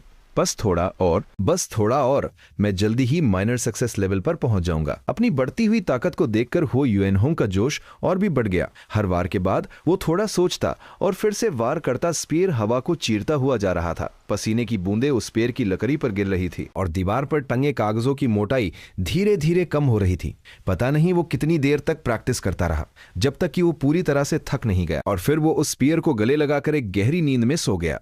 अगली सुबह सूरज की पहली किरण कमरे में आने से पहले ही हो युएनहोंग उठ गया। आंख खुलते ही उसका शरीर अपने आप स्पीयर उठाने के लिए खड़ा हो गया। कल मैंने कहां तक प्रैक्टिस की थी? हो युएनहोंग ने अपना पैनल देखा। बाजीकॉन मिंजिंग प्रोग्रेस 237/600। कल रात की प्रैक्टिस से 10 पॉइंट्स और बढ़ गए। अब मैं सच में माइनर सक्सेस लेवल के बहुत करीब हूं। अपना टारगेट सेट करने के बाद हो युएनहोंग ने थोड़ी सी दवाई खाई और फिर से प्रैक्टिस शुरू कर दी। सूरज निकल आया था और उसकी रोशनी हर तरफ फैल रही थी। उसी रोशनी में हो युएनहोंग ने अपना स्पीयर आगे की तरफ दे मारा। पॉप पॉप पॉप, 3 कागजों के फटने की आवाज एक साथ आई और फिर एक हल्का सा फटने का साउंड आया। हो युएनहोंग पास गया और उसने उन कागजों को उतार कर देखा। सबसे ऊपर वाले 3 कागजों में बिल्कुल एक जैसा गोल छेद था। ऐसा लग रहा था जैसे किसी ने नाप कर छेद किया हो। 3 कागजों के आर पार बिना किसी को फाड़े माइनर सक्सेस हो युएनहोंग ने अपना स्पीयर वापस रखा और प्रैक्टिस रूम से बाहर आया। उसने देखा कि उसके पिता पहले ही काम पे जा चुके हैं। आज वो रोज से थोड़ा जल्दी गए थे। पता नहीं क्या काम था। काफी देर हो गई है, मुझे भी स्कूल जाना चाहिए। पता नहीं मास्टर को मेरा ये माइनर सक्सेस लेवल पसंद आएगा या नहीं। मास्टर, आपको नहीं लगता कि छोटे सीनियर ब्रदर ये सब देखकर परेशान हो जाएंगे? नहीं, मेरा डिसाइपल इतना कमजोर नहीं हो सकता। ज्यादा से ज्यादा उसे थोड़ा बुरा लगेगा, पर वो हार नहीं मानेगा। हाँ, अभी तो सिर्फ एक ही दोपहर हुई है। अगर उसे अभी कुछ समझ नहीं आ रहा है तो भी उसे घबराने की जरूरत नहीं है। उसे खुद पर भरोसा रखना चाहिए। और तुम्हें कैसे पता कि उसे कुछ समझ नहीं आया है? ली शुशिंग मुस्कुराते हुए रिक्शे से नीचे उतरा और प्रैक्टिस रूम की तरफ गया। दरवाजा खोलते ही ली शुशिंग ने देखा कि हो युएनहोंग थोड़ा गंभीर लग रहा है। शायद इसे अभी तक कुछ समझ नहीं आया है, इसलिए ये थोड़ा परेशान है, पर फिर भी ये शांत है। ये अच्छी बात है, ली शुशिंग ने मन ही मन सोचा। फिर उसने बहुत ही प्यार से पूछा, कल तुम्हारी प्रैक्टिस कैसी रही? मास्टर, हो युएनहोंग ने झुककर प्रणाम किया। मुझे माफ कर दीजिए, कल रात में बहुत थक गया था, इसलिए प्रैक्टिस करते करते ही मुझे नींद आ गई। मुझे ऐसा नहीं करना चाहिए था। कोई बात नहीं, जवान खून हो, थकान तो होगी ही। ये बताओ कि तुमने प्रैक्टिस कहां तक की? थोड़ा डिटेल में बताओ। हो युएनहोंग की बातें सुनकर ली शुशिंग को लगा कि उसे सब समझ आ गया है। भले ही इसे अभी टेक्निक समझ नहीं आई है, पर यह मेहनती बहुत है। रात को घर जाकर भी इसने प्रैक्टिस की है बहुत अच्छे। ली शुशिंग अपने इस नए डिसाइपल से बहुत खुश था। वो होशियार भी था और मेहनती भी। कल शाम को मैं मुश्किल से उस कागज पर वो लहरें बना पाया था। फिर रात को अंधेरा होने पर अगर तुम उसे समझ नहीं पाए तो कोई बात नहीं। जब मैं तुम्हारे लेवल पर था तो मैंने भी। ली शुशिंग में अभी ये बात पूरी ही की थी कि उसे कुछ अजीब लगा। अभी इस लग्गे ने क्या कहा? कल शाम को ये कागज पर लहरें बनाने लगा था। ली शुशिंग ने अपने पीछे हाथ बांधे हुए थे और उसके हाथ में जो अखरोट था वो अचानक से टूट गया। सिर्फ एक दोपहर में इसने बेसिक लेवल पार कर लिया। इसका टैलेंट तो मुझसे भी अच्छा है। क्या हुआ मास्टर? हो युएनहोंग ने हैरानी से पूछा। कुछ नहीं, तुम आगे बताओ, ली शुशिंग ने मुस्कुराते हुए कहा। फिर रात को अंधेरा होने पर मेरी प्रैक्टिस थोड़ी अच्छी होने लगी थी। मैं सबसे ऊपर वाले कागज को बिना फाड़े उसमें छेद करने लगा। ऊपर वाले कागज को बिना फाड़े। ली शुशिंग ने छत की तरफ देखा। उसका चेहरा एकदम ब्लैंक हो गया। उसके हाथ में जो अखरोट था उसमें अब दरारें पड़ चुकी थी। मुझे इस लेवल तक पहुंचने में 5 दिन लगे थे और इस लगे ने रात का खाना खाने से पहले ही ये कर लिया, पर उसे अभी भी विश्वास नहीं हो रहा था। वो इसे अपनी आंखों से देखना चाहता था। ठीक है, मुझे करके दिखाओ। जी मास्टर, हो यूएनहोंग ने अपना स्पीयर उठाया, अपनी सांस कंट्रोल की और अपनी पुरानी पोजीशन लेकर स्पीयर से वार किया। सूस स्पीयर की नोक पहले 3 कागजों के आर पार हो गई और एक भी कागज नहीं फटा। फिर मैं सुबह जल्दी उठकर प्रैक्टिस करने लगा और तब जाकर मैं इस माइनर सक्सेस लेवल तक पहुंच पाया हूं। हो यूएनहोंग ने अपना स्पीयर वापस रखते हुए बहुत ही शर्मिंदगी के साथ कहा। ली शुशिंग के हाथ में वो जो अखरोट था वो पूरी तरह से टूटकर चूर-चूर हो गया। मुश्किल से मिनर सक्सेस। ली शुशिंग काफी देर तक छत को घूरता रहा। फिर उसने अपने छोटे डिसाइपल की तरफ देखकर बहुत ही प्यार से कहा, इतनी प्रैक्टिस करने के बाद तुम अभी सिर्फ माइनर सक्सेस तक ही पहुंच पाए हो। ये कुछ खास नहीं है, पर मुझे यकीन है कि अगर तुम ऐसे ही मेहनत करते रहे तो एक दिन तुम बहुत बड़े मास्टर बनोगे। ये बातें सुनकर पास खड़ी फांग यू की आंखें फटी की फटी रह गईं। वो क्या सुन रही थी? एक दिन से भी कम वक्त में माइनर सक्सेस लेवल पार करना कुछ खास नहीं है। मास्टर, क्या आपको ये बोलते हुए थोड़ी भी शर्म नहीं आ रही है? मास्टर, आप फिक्र मत कीजिए, मैं इससे भी बेहतर करूंगा। कोई बात नहीं, तुम्हें आराम भी करना चाहिए, इतनी भी मेहनत मत करो। ली शुशिंग ने अपने पीछे बंधे हाथों को खोला और फिर से बंद किया और फिर खोला। उसे अपने गुस्से को शांत करने में थोड़ा वक्त लगा। फिर उसने बहुत ही शांत आवाज में कहा, 3 दिन बाद एक छोटा सा कंपटीशन है हमारे स्कूल और बाकी स्कूल्स के डिसाइपल्स जिनकी उम्र 20 साल से कम है के बीच। तुम भी उसमें हिस्सा लेना ताकि तुम्हें भी कुछ नया सीखने को मिले। बाकी स्कूल्स तो क्या व्यंजन मार्शल आर्ट स्कूल वाले भी आएंगे? बिल्कुल आएंगे। तुम्हारा वो पुराना सीनियर ब्रदर भी आएगा, पर उसकी उम्र 20 साल से ज्यादा है, तो शायद उसका छोटा भाई ही लड़ेगा, जो कि व्यंजन मार्शल आर्ट स्कूल का सबसे बेहतरीन डिसाइपल है। ली शुशिंग को पता था कि उसका छोटा डिसाइपल क्या सोच रहा है। मास्टर, आप फिक्र मत कीजिए, मैं फर्स्ट आऊंगा। हो यूएनहोंग ने ठान लिया था, चाहे उसे उस जेंटलमैन सोर्ड के भाई को हराना हो या फिर वो चिलियन पेस जीतना हो, उसे फर्स्ट आना ही था। ज्यादा टेंशन मत लो, बस जाके एक्सपीरियंस लेना। चलो, बहुत बातें हो गई, मेरे पास अभी कुछ वक्त है, मैं तुम्हें 1 घंटे के लिए कुछ और सिखाता हूँ। इसके बाद वो यूएनहोंग अपना स्पीयर लेके प्रैक्टिस करने लगा और ली शुशिंग उसे सही तरीके सिखा रहा था। इस तरह वो यूएनहोंग उस प्रैक्टिस में लगा हुआ था। वो 3 दिन बाद होने वाले उस कंपटीशन में उस जेंटलमैन स्वॉर्ड के भाई को हराने की तैयारी कर रहा था और दूसरी तरफ वो उस मोटे मैनेजर के साथ रजिस्ट्रेशन ऑफिस में पहुंच गया था। साहब, ये 360 सिल्वर कॉइन्स है। होफू ने बहुत ही तमीज से वो सारे पैसे एक बूढ़े मैनेजर के सामने रख दिए। वो बूढ़ा मैनेजर अपनी आंखें आधी बंद किए हुए बैठा था। होफू ने अपना वो पुराना घर 300 सिल्वर कॉइन्स में बेच दिया था और वू शाओसिया से कुछ पैसे उधार लेकर उसने अपने बेटे के लिए उस गॉड ऑफ स्पीयर स्कूल में रिक्शा चलाने की नौकरी का इंतजाम कर लिया था। और उस मोटे मैनेजर को भी उसने सुबह सुबह ही 72 सिल्वर कॉइन्स का रिश्वत दे दिया था। उस बूढ़े मैनेजर ने वो पैसे अपने हाथ में लिए, अपनी उंगलियों पर थोड़ा सा थूक लगाया और आराम से उन पैसों को गिनने लगा। होफू उसे बड़ी ही घबराहट के साथ देख रहा था, उसकी आवाज तक नहीं निकल रही थी। हाँ, पूरे 360 सिल्वर कॉइन्स है। उस बूढ़े मैनेजर की बात सुनकर होफू की जान में जान आई। अच्छा, तुम्हारे बेटे का नाम क्या है? उस बूढ़े मैनेजर ने फिर से अपनी उंगलियों पर थूक लगाया और एक पुराना सा रजिस्टर खोलकर अपना ब्रश उठाया। वो नाम लिखने ही वाला था, हो यूएनहोंग। हो क्या? हो यूएनहोंग? कौन हो यूएनहोंग? वो बूढ़ा मैनेजर नाम लिखने ही वाला था, पर यह नाम सुनकर उसका हाथ कांप गया। उसके ब्रश से स्याही गिरकर रजिस्टर पर फैल गई, पर उसे उस स्याही की कोई परवाह नहीं थी। उसने झटके से अपना सिर उठाया और डरे हुए होफू की तरफ देखने लगा। हो यूएनहोंग, ये नाम उसे बहुत अच्छे से याद था। अभी कुछ देर पहले ही तो उसने ये नाम लिखा था, पर बात यह थी कि वो हो यूएनहोंग तो मास्टर का डायरेक्ट डिसाइपल था। यहाँ आओ, तुम खुद अपने बेटे का नाम लिखो। ये 3 लॉज कैसे लिखे जाते हैं? वो बूढ़ा मैनेजर अपनी जगह से उछलकर खड़ा हो गया और उसने वो ब्रश हुओफू के हाथ में थमा दिया। हुओफू ने कांपते हाथों से वो ब्रश लिया और एक खाली कागज पर जैसे तैसे वो 3 लॉज लिखे। उसके अक्षर बहुत ही टेढ़े मेढ़े थे। हो यूएनहोंग, उस नाम को देखकर उस बूढ़े मैनेजर के हाथ और भी जोर से कांपने लगे। उसने तो बहुत बड़ी गलती कर दी थी। उसने मास्टर के डायरेक्ट डिसाइपल के पिता से रिश्वत ले ली थी। अरे हो साहब, आप यहाँ आए हैं, ये तो मेरी वशीस्मती है। वो बूढ़ा मैनेजर एकदम से बदल गया। वो हुओफू के सामने ऐसे झुक रहा था जैसे हुओफू कोई बहुत बड़ा आदमी हो। उसने जल्दी से वो 360 सिल्वर कॉइन्स निकाले और उसमें अपनी तरफ से कुछ और पैसे मिलाकर हुओफू के हाथ में रख दिए। अरे साहब, मैं तो बूढ़ा हो गया हूँ, मुझे तो कुछ दिखाई ही नहीं देता। ये तो बहुत बड़ी गलती हो गई। ये तो अपने ही घर में आग लगाने वाली बात हो गई। मुझे माफ कर दीजिए साहब। हुओफू अपने हाथ में उन पैसों को देखकर हैरान रह गया। उसे समझ नहीं आ रहा था कि क्या हो रहा है। क्या मुझसे कोई गलती हो गई है? क्या मैंने कोई गलत काम कर दिया है? वो मोटा मैनेजर भी ये सब देखकर हैरान था। अरे बुढ़े, तुझे क्या हो गया है? अगर तुझे कुछ बुरा लगा है तो बता दे, हम दोनों तो इतने पुराने दोस्त हैं। वो मोटा मैनेजर उस बूढ़े को एक कोने में ले गया और धीरे से बोला, अरे वे, तुझे पता भी है कि इसका बेटा कौन है? तूने उससे रिश्वत ले ली। उस बूढ़े मैनेजर के चेहरे पर डर सा दिख रहा था। कौन है? उस मोटे मैनेजर को भी कुछ गड़बड़ लग रही थी। ये उसी का पिता है जो कल डायरेक्ट डिसाइपल बना है। ये सुनकर उस मोटे मैनेजर के होश उड़ गए। वो क्या सोच रहा था? उसने सिर्फ थोड़े से पैसों के लालच में मास्टर के डायरेक्ट डिसाइपल के पिता से रिश्वत ले ली। उस वक्त उसे अपने पास रखे वो पैसे बहुत भारी लगने लगे। वो जल्दी से हुओफू के पास गया और वो पैसे भी उसे वापस कर दिए। अरे हुओ साहब, बहुत बहुत मुबारक। वो मोटा मैनेजर बहुत ही झूठी सी मुस्कान के साथ होफू को मुबारकबाद दे रहा था, पर अंदर ही अंदर वो डर से पसीने पसीने हो रहा था। होफू अब और भी ज्यादा घबरा गया था। ये दोनों मैनेजर जो पहले उसे घास भी नहीं डालते थे, आज उसके सामने इतने अच्छे से क्यों पेश आ रहे थे? ये तो बहुत ही अजीब बात थी। पर जल्दी ही उस बूढ़े मैनेजर ने उसे सब कुछ बता दिया कि उसका बेटा अहोंग अब गॉड ऑफ स्पीयर मास्टर का डायरेक्ट डिसाइपल बन गया है। डायरेक्ट डिसाइपल, ये लाज सुनकर होफू सुन रह गया। कल रात उसे लगा था कि अहोंग फिर से कोई कहानी सुना रहा है, इसलिए उसने भी उसके नाटक में उसका साथ दिया था। पर ये तो सच था। मेरा बेटा एक जीनियस है, मेरा बेटा एक जीनियस है। होफू की आंखों में आंसू आ गए। उसने जल्दी से अपने आंसू पोंछे, क्योंकि वो नहीं चाहता था कि कोई उसे रोते हुए देखे। उसे अपने बेटे पर बहुत गर्व था। उसे बहुत वोशी हो रही थी। ये सब सोचकर उसकी आवाज भर्राने लगी।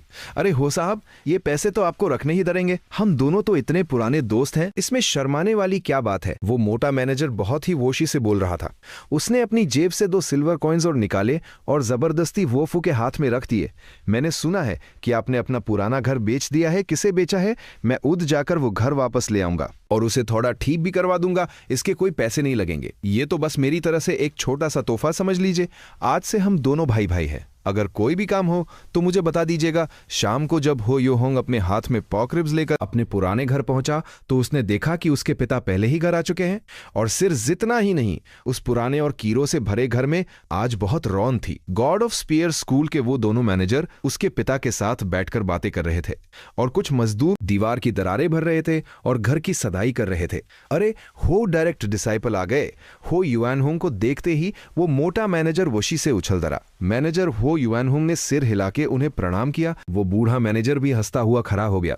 उसने हो युआनहोंग की बहुत तारीफ की और फिर चुपके से उसके हाथ में कुछ पैसे रख दिए। हो युआनहोंग ने भी वो पैसे चुपचाप रख लिए। थोड़ी देर और बातें करने के बाद वो मोटा मैनेजर हंसते हुए बोला, हो डायरेक्ट डिसाइपल का डायरेक्ट डिसाइपल बनना बहुत ही वोशी की बात है। क्या आप हमारे साथ गिशांग रेस्टोरेंट में खाना खाना पसंद करेंगे?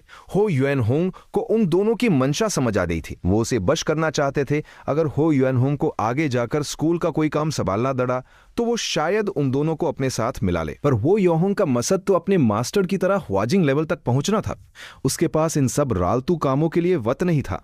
और दूसरी तरफ वो ये भी देख रहा था कि इन दोनों मैनेजर के सामने उसके पिता बहुत डरे हुए थे। उनके हाथ में जो चाय का कप था वो भी कांप रहा था। इन दोनों के थोड़े से यादें के लिए वो अपने पिता को क्यों परेशान करे? इसलिए हो युआनहोंग ने कहा, आप दोनों का बहुत बहुत शुक्रिया, पर मेरे मास्टर ने मुझे जो काम दिया है वो अभी पूरा नहीं हुआ है। कोई बात नहीं, कोई बात नहीं। हो डायरेक्ट डिसाइपल, आप अपनी प्रैक्टिस कीजिए। हमारी चाय खत्म हो गई है, हम चलते हैं। अगली बार आपको जरूर गिशांग रेस्टोरेंट लेकर जाएंगे। उन दोनों के चेहरों की मुस्कान थोड़ी जीकी बढ़ गई। पर जब उन्होंने हो युआनहोंग के अंदर वो स्पीयर जैसी ताक देखी तो वो फिर से मुस्कुराने लगे और आदर के साथ प्रणाम करके वहां से चले गए। उन दोनों मैनेजर और मजदूरों के जाने के बाद होफू, जो कब से इंतजार कर रहा था, वो जल्दी से हो युआनहोंग के पास आया। होंग, क्या ये सच है कि मास्टर ली शुशिंग ने तुम्हें अपना डिसाइपल बना लिया है? सच में? हाँ पिताजी, बिल्कुल सच है, हो युआनहोंग ने हंसते हुए कहा। उसे समझ आ गया था कि कल रात उसके पिता ने भी सिर नाटक किया था। बहुत अच्छे, बहुत अच्छे, बहुत अच्छे। अपने बेटे के मुंह से ये बात सुनकर हो फूशी से झूम उठा। उसके चेहरे की वो झुर्रियां भी वूशी से खिल उठी थी। वो एक बच्चे की तरह मुश हो रहा था। सूरज ढल रहा था और घर में अब कोई बाहरी इंसान नहीं था। उसके चेहरे पर एक बहुत ही गर्व वाली मुस्कान थी। पिछले कई सालों के दुखों का बोझ आज जैसे उसके कंधों से उतर गया था। वो ऐसा लग रहा था जैसे वो अपनी जवानी के दिनों में वापस चला गया हो। अपने पिता की ये खुशी देखकर हो युआनहोंग को लगा कि उसकी इन कुछ दिनों की मेहनत सफल हो गई। आखिरकार उसने ऐसा कुछ कर दिखाया जिससे उसके पिता सिर उठाकर जी सके। पर इतना ही कारी नहीं है। हो युआनहोंग ने अपना स्पीयर उठाया और एक कॉकरोच को बहुत ही आसानी से मार गिराया। मुझे अपने पिता के लिए एक ऐसा घर लेना है जहां ये कॉकरोच ना हो। मुझे अमीर लोगों के इलाके में एक बड़ा और साफ घर लेना है। रात का खाना खाने के बाद हो युआनहोंग फिर से अपनी प्रैक्टिस में लग गया। पिछले कई सालों का उसका जो डर था वो आज खत्म हो गया था।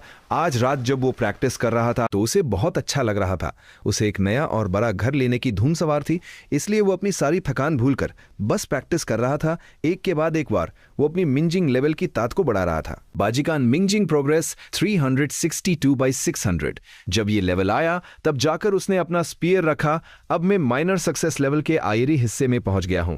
अगर मैं सुबह जल्दी उठकर प्रैक्टिस करूंगा तो कल दोपहर तक मैं मेजर सक्सेस लेवल तक पहुंच जाऊंगा। जिनमेन के उस बड़े कंपटीशन में अभी 25 दिन बारी है और हमारे स्कूल के कंपटीशन में अभी सिर्फ 2 दिन बारी है। हर दिन ताकतवर होने का जो एहसास था उसे हो युआनहोंग बहुत पसंद कर रहा था। वो रात को सोते वक्त भी अपना स्पीयर अपने पास ही रखता था। उसे लगता था कि शायद वो सपनों में भी प्रैक्टिस कर सके।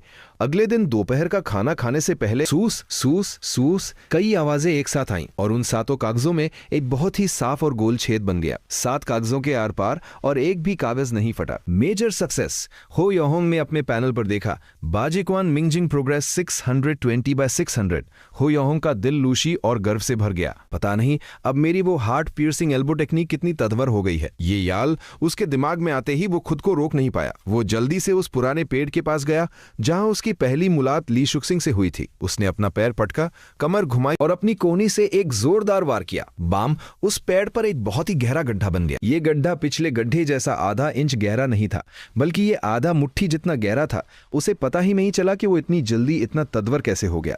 उस गड्ढे को देखकर हो युआनहोंग को खुद पर यकीन नहीं हो रहा था। 13 ग्रेट प्रोटेक्टर्स, इनविंसिबल एक्सपर्ट्स। ये हो युआनहोंग मिंजिंग लेवल पर पहुंच गया और वो उस महान गॉड ऑफ स्पीयर ली शुशिंग का डिसाइपल बन गया। अमीर लोगों के इलाके में बने एक सुंदर से घर में वू शाओसिया की आंखें हैरानी से फटी हुई थी। गॉड ऑफ स्पीयर ली शुशिंग, ये नाम तो एक लेजेंड था। अगर कोई उसका सीक्रेट डिसाइपल भी बन जाए तो भी वो अपने खानदान का नाम रोशन कर सकता है। और जियांग तिंग से अलग वू शाओसिया को जिनमेन के मार्शल आर्ट्स स्कूल्स के रूल्स बहुत अच्छे से पता थे। गरीब घर के लबरों को 3 साल तक नौकरों की तरह काम करना पड़ता है और जब वो ऑफिशियल डिसाइपल बनते हैं तभी उन्हें कुछ सिखाया जाता है। इसका मतलब हो युआनहोंग ने कुछ ही दिनों पहले असली प्रैक्टिस शुरू की होगी। अगर मैं होफू के उस झूठी कहानी को सच भी मान लूं कि हो युआनहोंग 2 महीने पहले ऑफिशियल डिसाइपल बना था और तभी से ली शुशिंग उसे चुपके से सिखा रहा है, तो भी सिर्फ 2 महीनों में मिंजिंग लेवल पार करना, वो भी ली शुशिंग जैसे महान मास्टर के सिखाने पर, ये तो सच में एक जीनियस है। इस टैलेंट के साथ वो अगले 6 महीनों में मिंजिंग लेवल को पूरी तरह से पार कर लेगा और अगले 3 to 5 सालों में वो अंजिंग लेवल तक पहुंच जाएगा और शायद भविष्य में वो हुआजिंग लेवल तक भी पहुंच जाए। पर अजोस वू शाओसिया ने एक गहरी सांस ली। अजोस की अब उसके पास बड़ा होने का वक्त नहीं है। 24 दिन बाद जो जिनमेन का बड़ा कंपटीशन होने वाला है, अगर उसमें कोई गरीब घर का लगातार 3 मैचेस नहीं जीतता तो फिर कोई भी गरीब लगा खुलेआम मार्शल आर्ट्स प्रैक्टिस नहीं कर पाएगा। अगर ली शुशिंग कुछ सेटिंग भी कर ले तो भी लगातार 3 मैचेस जीतने के लिए हो युआनहोंग को कम से कम मिंजिंग लेवल के आखिरी हिस्से तक पहुंचना होगा, तभी उसके जीतने के थोड़े चांसेस होंगे। पर अब वक्त नहीं बचा है। वू शाओसिया ने अफसोस के साथ अपना सिर हिलाया। अगर हो युआनहोंग को 1 साल या सिर्फ 6 महीने और मिल जाते तो शायद उसका भविष्य कुछ और ही होता। पर अफसोस वक्त किसी का इंतजार नहीं करता। अगर वो सबके सामने आकर प्रैक्टिस नहीं करेगा और अलग अलग स्कूल्स के डिसाइपल से लड़कर अपना कॉन्फिडेंस नहीं बढ़ाएगा तो शायद वो आंजिंग लेवल पर ही अटक जाएगा और कभी हुआजिंग लेवल तक नहीं पहुंच पाएगा। और मुझे जो खबरें मिल रही है, ली शुशिंग ने उसे चुपके से अपना डिसाइपल बनाया है। उसने किसी को भी ये बात नहीं बताई है। इसका मतलब ली शुशिंग नहीं चाहता कि हो युआनहोंग सबके सामने आए। वो शायद उसे एक सीक्रेट वेपन की तरह इस्तेमाल करना चाहता है ताकि वो स्कूल के उन मामलों को सुलझा सके। अपने संपर्कों से मिली जानकारी के आधार पर वू शाओसिया ने हो युआनहोंग के भविष्य के बारे में ये अंदाजा लगाया था। उसे यकीन था कि उसका अंदाजा 100% सही है। माँ, अगर हो युआनहोंग का भविष्य सिर्फ आंजिंग लेवल तक ही सीमित है और वो कभी भी स्कूल का मास्टर नहीं बन सकता तो फिर आप उसके डॉक्यूमेंट्स बार बार क्यों देख रही है? जियांग तिंग को कुछ समझ नहीं आ रहा था। एंजिंग लेवल कमजोर है। वू शाओसिया ने अपनी बेटी की तरह देखा। एंजिंग लेवल का एक्सपर्ट 10,000 में से कोई 1 होता है। 7 गंदम के अंदर एक आंजिंग लेवल एक्सपर्ट किसी बंदूक से भी ज्यादा खतरनाक होता है। चूंकि हुआजिंग लेवल के एक्सपर्ट्स का इस्तेमाल सिर्फ बड़ी लड़ाइयों में होता है, इसलिए आम दुनिया में आंजिंग लेवल एक्सपर्ट्स ही सबसे बड़े तत्वर माने जाते हैं। हमारी कंपनी बहुत अमीर है और बड़ी कंपनीज में भी हमारा नाम है, पर हमारी सबसे बड़ी कमजोरी यही है कि हमारे पास अपने एंजिंग लेवल एक्सपर्ट्स नहीं है और हम पैसों के दम पर बाहर के एक्सपर्ट्स को हमेशा के लिए अपने पास नहीं रख सकते क्योंकि वो कभी भी धोखा दे सकते हैं। पर अगर हमारे पास अपना यूथ का एक एंजिंग लेवल एक्सपर्ट हो जो हमेशा हमारे साथ रहे तो हम बाकी एक्सपर्ट्स को भी कंट्रोल कर सकते हैं और फिर हमें जिनमेन में किसी से डरने की जरूरत नहीं होगी। हमें इस तरह छुप छुप कर नहीं जीना पड़ेगा। माँ, कहीं आप हो युआंग को अपना दामाद तो नहीं बनाना चाहती? जांग तिंग को अब जाकर बात समझ आई। वो हैरानी से अपनी माँ की तरह देखने लगी। हाँ, वू शाओसिया ने साथ साझा कह दिया। उसके टैलेंट और ली शुशिंग के सिखाने से वो पक्का आंजिंग लेवल के आरी हिस्से तक पहुंच जाएगा और फिर वो मेरा दायां हाथ बनेगा। और अगर तुम्हारी शादी उससे हो गई तो मैं अपनी पूरी ताकत लगाकर उसे ह्वाजिंग लेवल तक पहुंचाने की कोशिश करूंगी।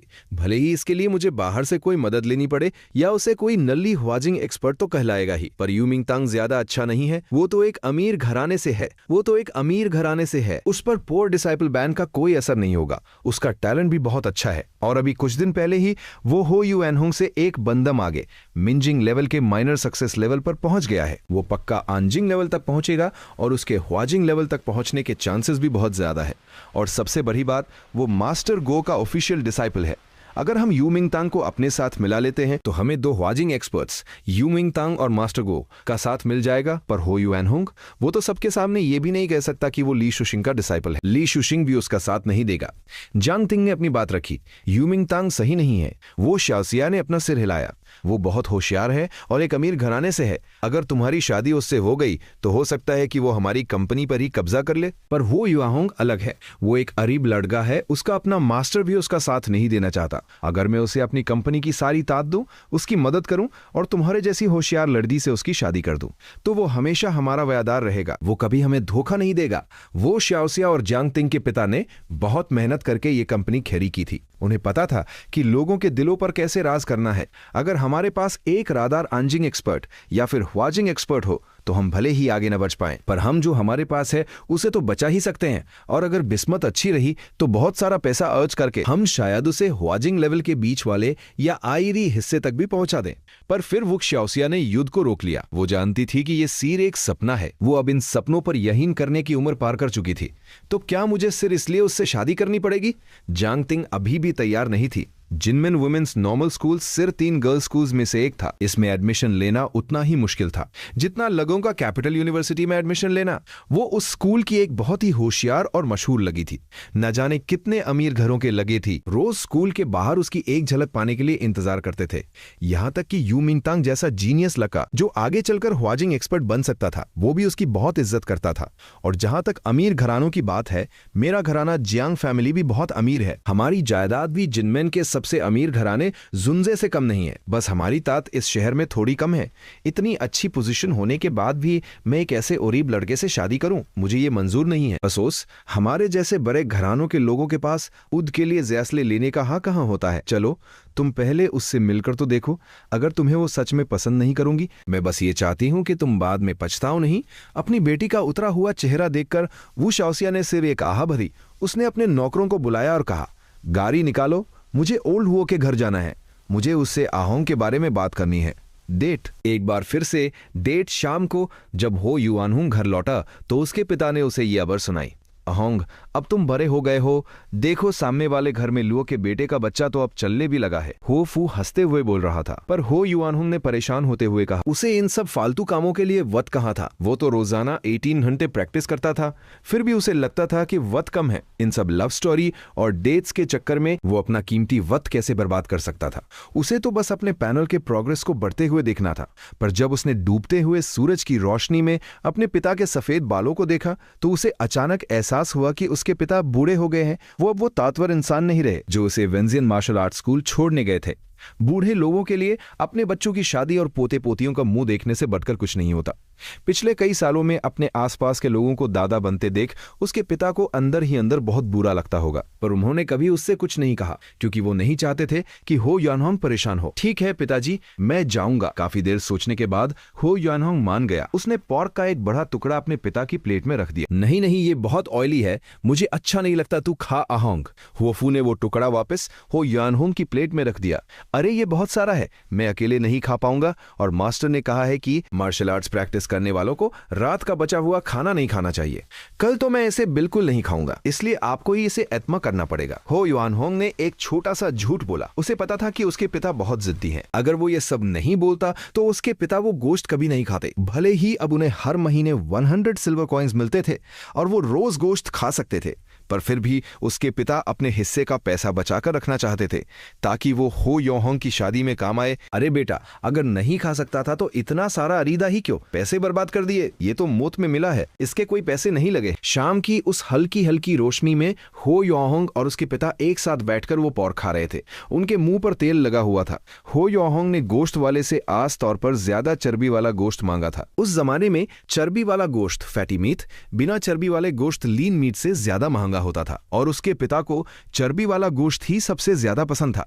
आज रात उसके पिता बहुत वश लग रहे थे। वो बहुत बातें कर रहे थे, अपनी जवानी के दिनों की कहानियां सुना रहे थे और हो युआनहोंग बहुत ध्यान से उनकी बातें सुन रहा था और बीच बीच में मुस्कुरा रहा था। वो दिन अब हमेशा के लिए चले गए थे जब वो चुपचाप बैठकर वो सस्ते केकरे खाया करते थे। अगली सुबह हो युआनहोंग ने अपनी प्रैक्टिस से छुट्टी ली और शहर के उस भीड़ भाड़ वाले इलाके की तरह चल दिया। वो डेट उसी इलाके के एक तय हाउस में थी। भले ही उस तय हाउस में ज्यादा लोग नहीं आते थे, पर कहा जाता था कि उसका मालिक पहले अंडरवर्ल्ड का कोई बड़ा डॉन था और जब वो बूढ़ा हो गया तो उसने वो त्या हाउस खोल लिया। जब हो याहुंग वहां पहुंचा तो जांग तिंग पहले से ही वहां थी। अभी उन्होंने ठीक से बात शुरू भी नहीं की थी कि त्या हाउस के कमरे के बाहर से एक आवाज आई, टिंग टिंग दीदी आप यहाँ हैं। हो यूहोंग ने मुड़कर देखा, ते हाउस के उस कमरे का दरवाजा अभी पूरा बंद नहीं हुआ था और बाहर एक बहुत ही सुंदर और जवान लकड़ी खैरी थी। उसने हल्के नीले रंग का टॉप और काले रंग की प्लीटेड स्कर्ट पहनी हुई थी। उसके टॉप के कॉलर पर जिनमिन विमेंस नॉर्मल स्कूल का लोगो बना हुआ था। जाहिर है वो जांग तिंग की कोई दोस्त थी। उस लगी के साथ एक 20 साल का लड़का भी था। टिंग टिंग दीदी, आपने तो कहा था कि आपको दोपहर में कुछ काम है, आप यहाँ क्या कर रही हैं? और ये कौन है? नीले कपड़ों वाली वो लगरी शायद जांग तिंग की बहुत अच्छी दोस्त थी, इसलिए वो बिना पूछे कमरे के अंदर आ गई और जांग तिंग के पास बैठ गई। उसके साथ जो लगा था वो हो याओंग होंग को बहुत ही गौर से देख रहा था और चुप था। ये मेरे पुराने पड़ोसी हैं, ये जिनमिन वापस आए थे तो मैं बस इनसे मिलने आ गई। जांग तिंग को उन दोनों का वहां आना कुछ अजीब लग रहा था। वो जल्दी से अपनी जगह से खैरी हो गई और उसने ऐसे दिखाया जैसे वो हो याओंग को ठीक से जानती भी नहीं। मिंगटंग भाई, मिंगफांग, आप लोग यहाँ कैसे? ये दोनों मास्टर गो बगवासहंग मास्टर के डिसाइपल यू मिंगटंग और उसकी बहन यू मिंगफंग थे। हम लोग यहाँ से गुजर रहे थे, तुम्हारी आवाज सुनी तो सोचा मिलने, यू मिंगतांग ने कहा। अच्छा, जांग तिंग को उसकी बात पर यकीन नहीं था। उसने जानबूझकर ये खाली तय हाउस चुना था ताकि किसी को पता न चले कि वो हो युआनहोंग के साथ डेट पर है। पर यू मिंगतांग मास्टर गो का सबसे अच्छा डिसाइपल था। उसकी बागवाजांग इतनी अच्छी थी, जांग तिंग भी उसकी इज्जत करती थी। भले ही जांग तिंग को लग रहा था कि वो दोनों उसका पीछा कर रहे हैं, पर उसने अपने चेहरे पर एक मुस्कान रखी और उनके लिए चाय बनाई। कोई बात नहीं तिंग तिंग, तुम बैठो, हमने अपने लिए चाय मंगवा ली है। यू मिंगतांग और उसकी बहन उन दोनों के पास बैठ गए और जांग तिंग से बातें करने लगे। वो विदेश में अपनी पढ़ाई के बारे में बातें कर रहे थे और फिर वो बागवाजन प्रैक्टिस करने की मुश्किलों के बारे में बातें करने लगे। बातों बातों में यू मिंगतांग ने अपनी बागवाजंग की ताकत भी दिखाई। भाम, उसने अपनी मिंजिंग लेवल की ताज से पास रखे एक लकड़ी के सजावटी खंबे पर वार किया और उस मजबूत लकड़ी पर उसके हाथ का आधा इंच गहरा निशान छप गया। जांग तिंग की आंखें फटी की फटी रह गईं। ये तो लकड़ी का खंबा है और इस पर अपने हाथ से इतना गहरा निशान बनाना, ये इंसान है या कोई मशीन? इसके बाद यू मिंगतांग उन दोनों लगरियों को ये बताने लगा कि बागवाजांग सीखना कितना मुश्किल है। आम लोगों को अपनी ताकत को इस लेवल तक लाने में 10 साल या 8 साल लग जाते हैं। वो दोनों लड़कियां बहुत ध्यान से सुन रही थी, जैसे वो खुद भी उस मुश्किल को महसूस कर रही हो। पर हो याओंग को उनकी ये बातें कुछ समझ नहीं आ रही थी। आखिर उसने तो मिंजिंग लेवल का बेसिक सिर्फ 2 दिनों में ही मेजर सक्सेस तक पहुंचा दिया था। उसे तो इसमें कुछ भी मुश्किल नहीं लगा। तो फिर वो दोनों लड़कियां किस बात पर इतनी हैरान हो रही थी? उस लकड़ी के खंबे पर बने आधे इंच गहरे निशान पर। वो तो अब बहुत आराम से उस खंबे में अपनी आधी मुट्ठी के बराबर गहरा गड्ढा कर सकता था। भाई, तो आपको इस लेवल तक पहुंचने में कितना वक्त लगा? 2 महीने, यू मिंगतांग ने बड़े आराम से कहा। वो दोनों लगियां एक बार फिर से हैरानी से चिल्लाईं। वाओ, यू मिंगतांग भाई तो सच में एक जीनियस है। जिस काम में आम लोगों को 10 to 8 साल लग जाते हैं, वो आपने सिर्फ 2 महीने में कर लिया। यू मिंग तांग ने देखा कि वो युएन होंग चुपचाप बैठा है तो वो हंसते हुए उसकी तरफ मुड़ा। दोस्त, तुम्हें क्या लगता है? मुझे हो युएन होंग थोड़ी देर चुप रहा। वो कुछ बोलने ही वाला था कि जियांग तिंग ने बात काट दी। अरे ये बहुत होशियार हैं, बस इन्हें बात करना पसंद नहीं है। मिंगतांग भाई, आप बुरा मत मानना। जियांग तिंग ने जल्दी से बात संभाली। वो नहीं चाहती थी कि वो याओमोंग कुछ ऐसा बोले जिससे यू मिंगतांग को बुरा लगे और उसके दोस्तों के सामने उसकी बेइज्जती हो। यू मिंगतांग ने भी उस पर ज्यादा ध्यान नहीं दिया और वो वापस जियांग तिंग से बातें करने लगा। हो यूहांग को उन लोगों की बातों में कोई इंटरेस्ट नहीं था, इसलिए उसने अपने हाथ में एक चॉपस्टिक ली और उसे स्पीयर की तरह इस्तेमाल करके अपनी प्रैक्टिस के बारे में सोचने लगा। पिछले कुछ दिनों से वो बस प्रैक्टिस कर रहा था। उसे अपनी टेक्निक्स को ध्यान से समझने का वक्त ही नहीं मिला था। अब जब उसके पास वक्त था तो वो अपनी गलतियों को सुधारने के बारे में सोच रहा था। जैसे जैसे वो अपनी प्रैक्टिस के बारे में गहराई से सोच रहा था, उसे अपनी हार्ट पियर्सिंग एल्बो टेक्निक और भी अच्छे से समझ आ रही। वो अब सिर्फ टेक्निक को इस्तेमाल करना नहीं जानता था, बल्कि वो ये भी समझ रहा था कि वो टेक्निक काम कैसे करती है। बाजिकान मिंजिंग प्रोग्रेस 505/600, उसके पैनल पर एक नया प्रोग्रेस दिख रहा था। ये तो कमाल है। यहां आने से पहले उसका प्रोग्रेस 490/600 था और अब सिर्फ अपनी प्रैक्टिस के बारे में सोचकर उसका प्रोग्रेस 15 पॉइंट्स और बढ़ गया था। अब वो मिंजिंग लेवल के आयरी हिस्से के बहुत करीब था। इसका मतलब मेरा ये martial arts god ascension fate सिर्फ मेरी प्रैक्टिस की स्पीड को ही नहीं बढ़ाता, बल्कि ये मेरी समझ को भी तेज करता है। अगर मैं सिर्फ प्रैक्टिस करता रहूं तो भी मैं आगे बढ़ूंगा, पर अगर मैं अपनी प्रैक्टिस के बारे में गहराई से सोचूं और नई चीजें सीखूं तो मेरी प्रोग्रेस 365 गुना ज्यादा तेज होगी। ये तो बहुत अच्छी बात है। वो योहोंग अपनी प्रोग्रेस से इतना बूस्ट था कि वो उस डेट को बिल्कुल भूल गया। उसने अपनी जेब से वो मिंजिंग लेवल की दवाई निकाली, उसे चाय के साथ खाया और फिर से अपनी प्रैक्टिस के बारे में सोचने लगा। वो अपने हाथ में पकड़े उस चॉपस्टिक को बहुत ही तेजी से हिला रहा था और अपनी स्पीयर टेक्निक को समझने की कोशिश कर रहा था। और जियांग तिंग को लग रहा था कि हो याहोंग यू मिंगतांग की तात और उसके टैलेंट से डर गया है, इसलिए वो चुप बैठा है। उसे लगा कि हो याहोंग में तो हिम्मत ही नहीं है। वो हो याहोंग से बहुत निराश हो गई थी। उसने हो याहोंग की तरफ देखना बंद कर दिया और बस यू मिंगतांग और उसकी बहन से बातें करने लगी। वो जानबूझकर हो याहोंग से दूर बैठी थी ताकि सबको लगे कि वो उसे नहीं जानती। वो लोग बातें कर ही रहे थे कि नीचे से एक बहुत तेज आवाज आई। बाम! पहले किसी चीज के टूटने की आवाज आई और फिर नीचे से किसी चीज के टूटने की आवाज आई और फिर मेजों के पलटने का शोर मच गया। कमरे का दरवाजा बंद होने के बावजूद शोर सा सुनाई दे रहा था। ओए मालिक, ये क्या बदतमीजी है? यू मिंगतांग ने चिल्लाकर चाय खाने के मालिक को बुलाया। माफ कीजिएगा हुजूर, बस एक छोटी सी मुसीबत है। आप बिकर रहिए, मैं अभी इसे सुलझा देता हूँ। मालिक को शायद यू परिवार के रुतबे का अंदाजा था, इसलिए वो हाथ जोड़कर माई मांगने लगा। अगले ही पल 6-7 हट्टे कट्टे आदमी लाठियां लेकर नीचे की तरफ दौड़े। चाय खाने का मालिक भले ही अब शरीर बन गया था, पर अपनी जगह की हिफाजत के लिए उसने अभी भी कुछ खूंखार बाउंसर पाल रखे थे। थोड़े से लोग थे, पर सदक छाप गुंडों और शराबियों को सबक सिखाने के लिए कारी थे। मालिक को मामला सुलझाने के लिए जाते देख यू मिंगतांग और जियांग तिंग फिर से हंसी मजाक करने लगे। कक धड़ाम! पर जो हुआ वो किसी ने सोचा नहीं था। नीचे का शोर शांत होने के बजाय और भी बढ़ गया। चीखने, चिल्लाने और दर्द से कराहने की आवाजें सा आने लगी। अब क्या हुआ? यू मिंगतांग ने फिर से मालिक को आवाज दी। इस बार वो चीढ़ा हुआ था। बहुत बहुत मारी हुजूर, ये होंगी क्लब के लोग दंगा कर रहे हैं। बस थोड़ा सा वक्त और दीजिए, मैं सब ठीक कर दूंगा। मालिक का चेहरा उतरा हुआ था और वो खुद मामला संभालने नीचे गया। नीचे एक पल के लिए शांति हुई, पर फिर से तोड़फोड़ शुरू हो गई और शोर अब सीढ़ियों से होता हुआ दूसरी मंजिल की तरह आने लगा। मिनफंग, क्या हमें पीछे के दरवाजे से निकल जाना चाहिए? जियांग तिंग अब सच में घबरा रही थी। अरे तिंग तिंग दीदी, आप फिक्र क्यों करती हैं? मेरे भाई जैसे महान एक्सपर्ट के होते हुए उस होंगी क्लब के गुंडों से डरने की क्या जरूरत है?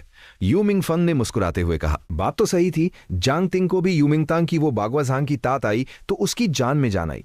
आखिर वो होंगी क्लब वाले महज सदक छाप गुंडे ही तो होंगे। एक मिंजिंग एक्सपर्ट के सामने उनकी क्या बिसात। मैं नीचे जाकर देखता हूँ, तुम लोग चाय पियो, मैं अभी आता हूँ। जियांग तिंग को भरोसा दिलाने के लिए यू मिंगतांग खड़ा हुआ और कमरे से बाहर निकलकर शान से सीढ़ियों की तरफ बढ़ गया। मेरे भाई के जाते ही देखना सब एकदम शांत हो जाएगा। यू मिंगफैंग ने तालियां बजाते हुए कहा। मिंगतांग भाई की बागवाजांग आयर उन्हें मास्टर गो ने सिखाया है। इन गुंडों को तो वो चुटकियों में धूल चटा देंगे। जियांग तिंग की बात पूरी भी नहीं हुई थी कि एक जोरदार धमाका हुआ। दरवाजा टूटकर गिरा और एक खून से लथपथ साया कमरे के अंदर आकर गिरा। वो कोई और नहीं बल्कि बागवाजांग का वारिस यू मिंगतांग था। उसकी हालत ऐसी थी कि पता नहीं चल रहा था कि वो जिंदा भी है या नहीं। भाई, यू मिंगफांग चीखता दी। जियांग तिंग तो जैसे पत्थर बन गई। उसे समझ ही नहीं आ रहा था कि ये क्या हो गया। अभी कुछ ही सेकंड पहले जो शख्स लकड़ी के खंबे पर हाथ का निशान बना रहा था, वो इतनी बुरी तरह हार कर बेहोश पड़ा था। इस मामूली से चाय खाने में इतना खतरनाक शिकारी कहां से आ गया। मेज पर रखी चाय अभी भी गर्म थी, पर अब उसे पीने वाला कोई नहीं था। यू मिंगफांग और जियांग तिंग की नजरें अब दरवाजे पर टिकी थी, जहां एक विशाल साया खड़ा था। वो किसी जंगली भालू जैसा लंबा चौड़ा आदमी था जो धीरे धीरे अंदर आ रहा था। चाय खाने का मालिक उसके हाथ में किसी खिलौने की तरह लटका हुआ था, लहू लुहान और बेसुध। उस आदमी का भारी जिस्म, चौड़ा ढांचा और उसकी हथेलियों पर पड़े वो सख्त निशान बता रहे थे कि वो मार्शल आर्ट्स का कोई खतरनाक खिलाड़ी है। उसके अंदर से निकल रही वो हिंसक और खूंखार दहशत इतनी ज्यादा थी कि दोनों लड़ियों को लगा जैसे किसी ने उनका गला घोंट दिया हो। वो बस फटी आंखों से उस भालू जैसे आदमी को अपनी तरफ बढ़ते हुए देख रही थी। उसकी परछाई ने उन दोनों को पूरी तरह ढक लिया था। सब खत्म। जियांग तिंग, जो खुद को बहुत होशियार और बहादुर समझती थी, जिसने अपनी मां के साथ कई बड़े बड़े लोग देखे थे, उसे लगा था कि वो अपनी बातों से किसी भी मुसीबत को टाल लेगी। पर आज पहले यू मिंगतांग का ये हाल और फिर सामने खड़ी ये साक्षात मौत, उसका दिमाग पूरी तरह सुन्न पड़ गया। वो इतनी डर गई थी कि उसके मुंह से एक शब्द भी नहीं निकल रहा था। वो बस उस दरिंदे को अपने करीब आते देख रही थी। उसे ऐसा लगा जैसे पूरी दुनिया थम गई हो। सिर उस आदमी के भारी कदमों की आवाज के अलावा उसे कुछ सुनाई नहीं दे रहा था। उसे लगा कि अब मौत तय है कि तभी तुमने मेरी सोच की लय तोड़ दी, जब जियांग तिंग पूरी तरह हार मान चुकी थी।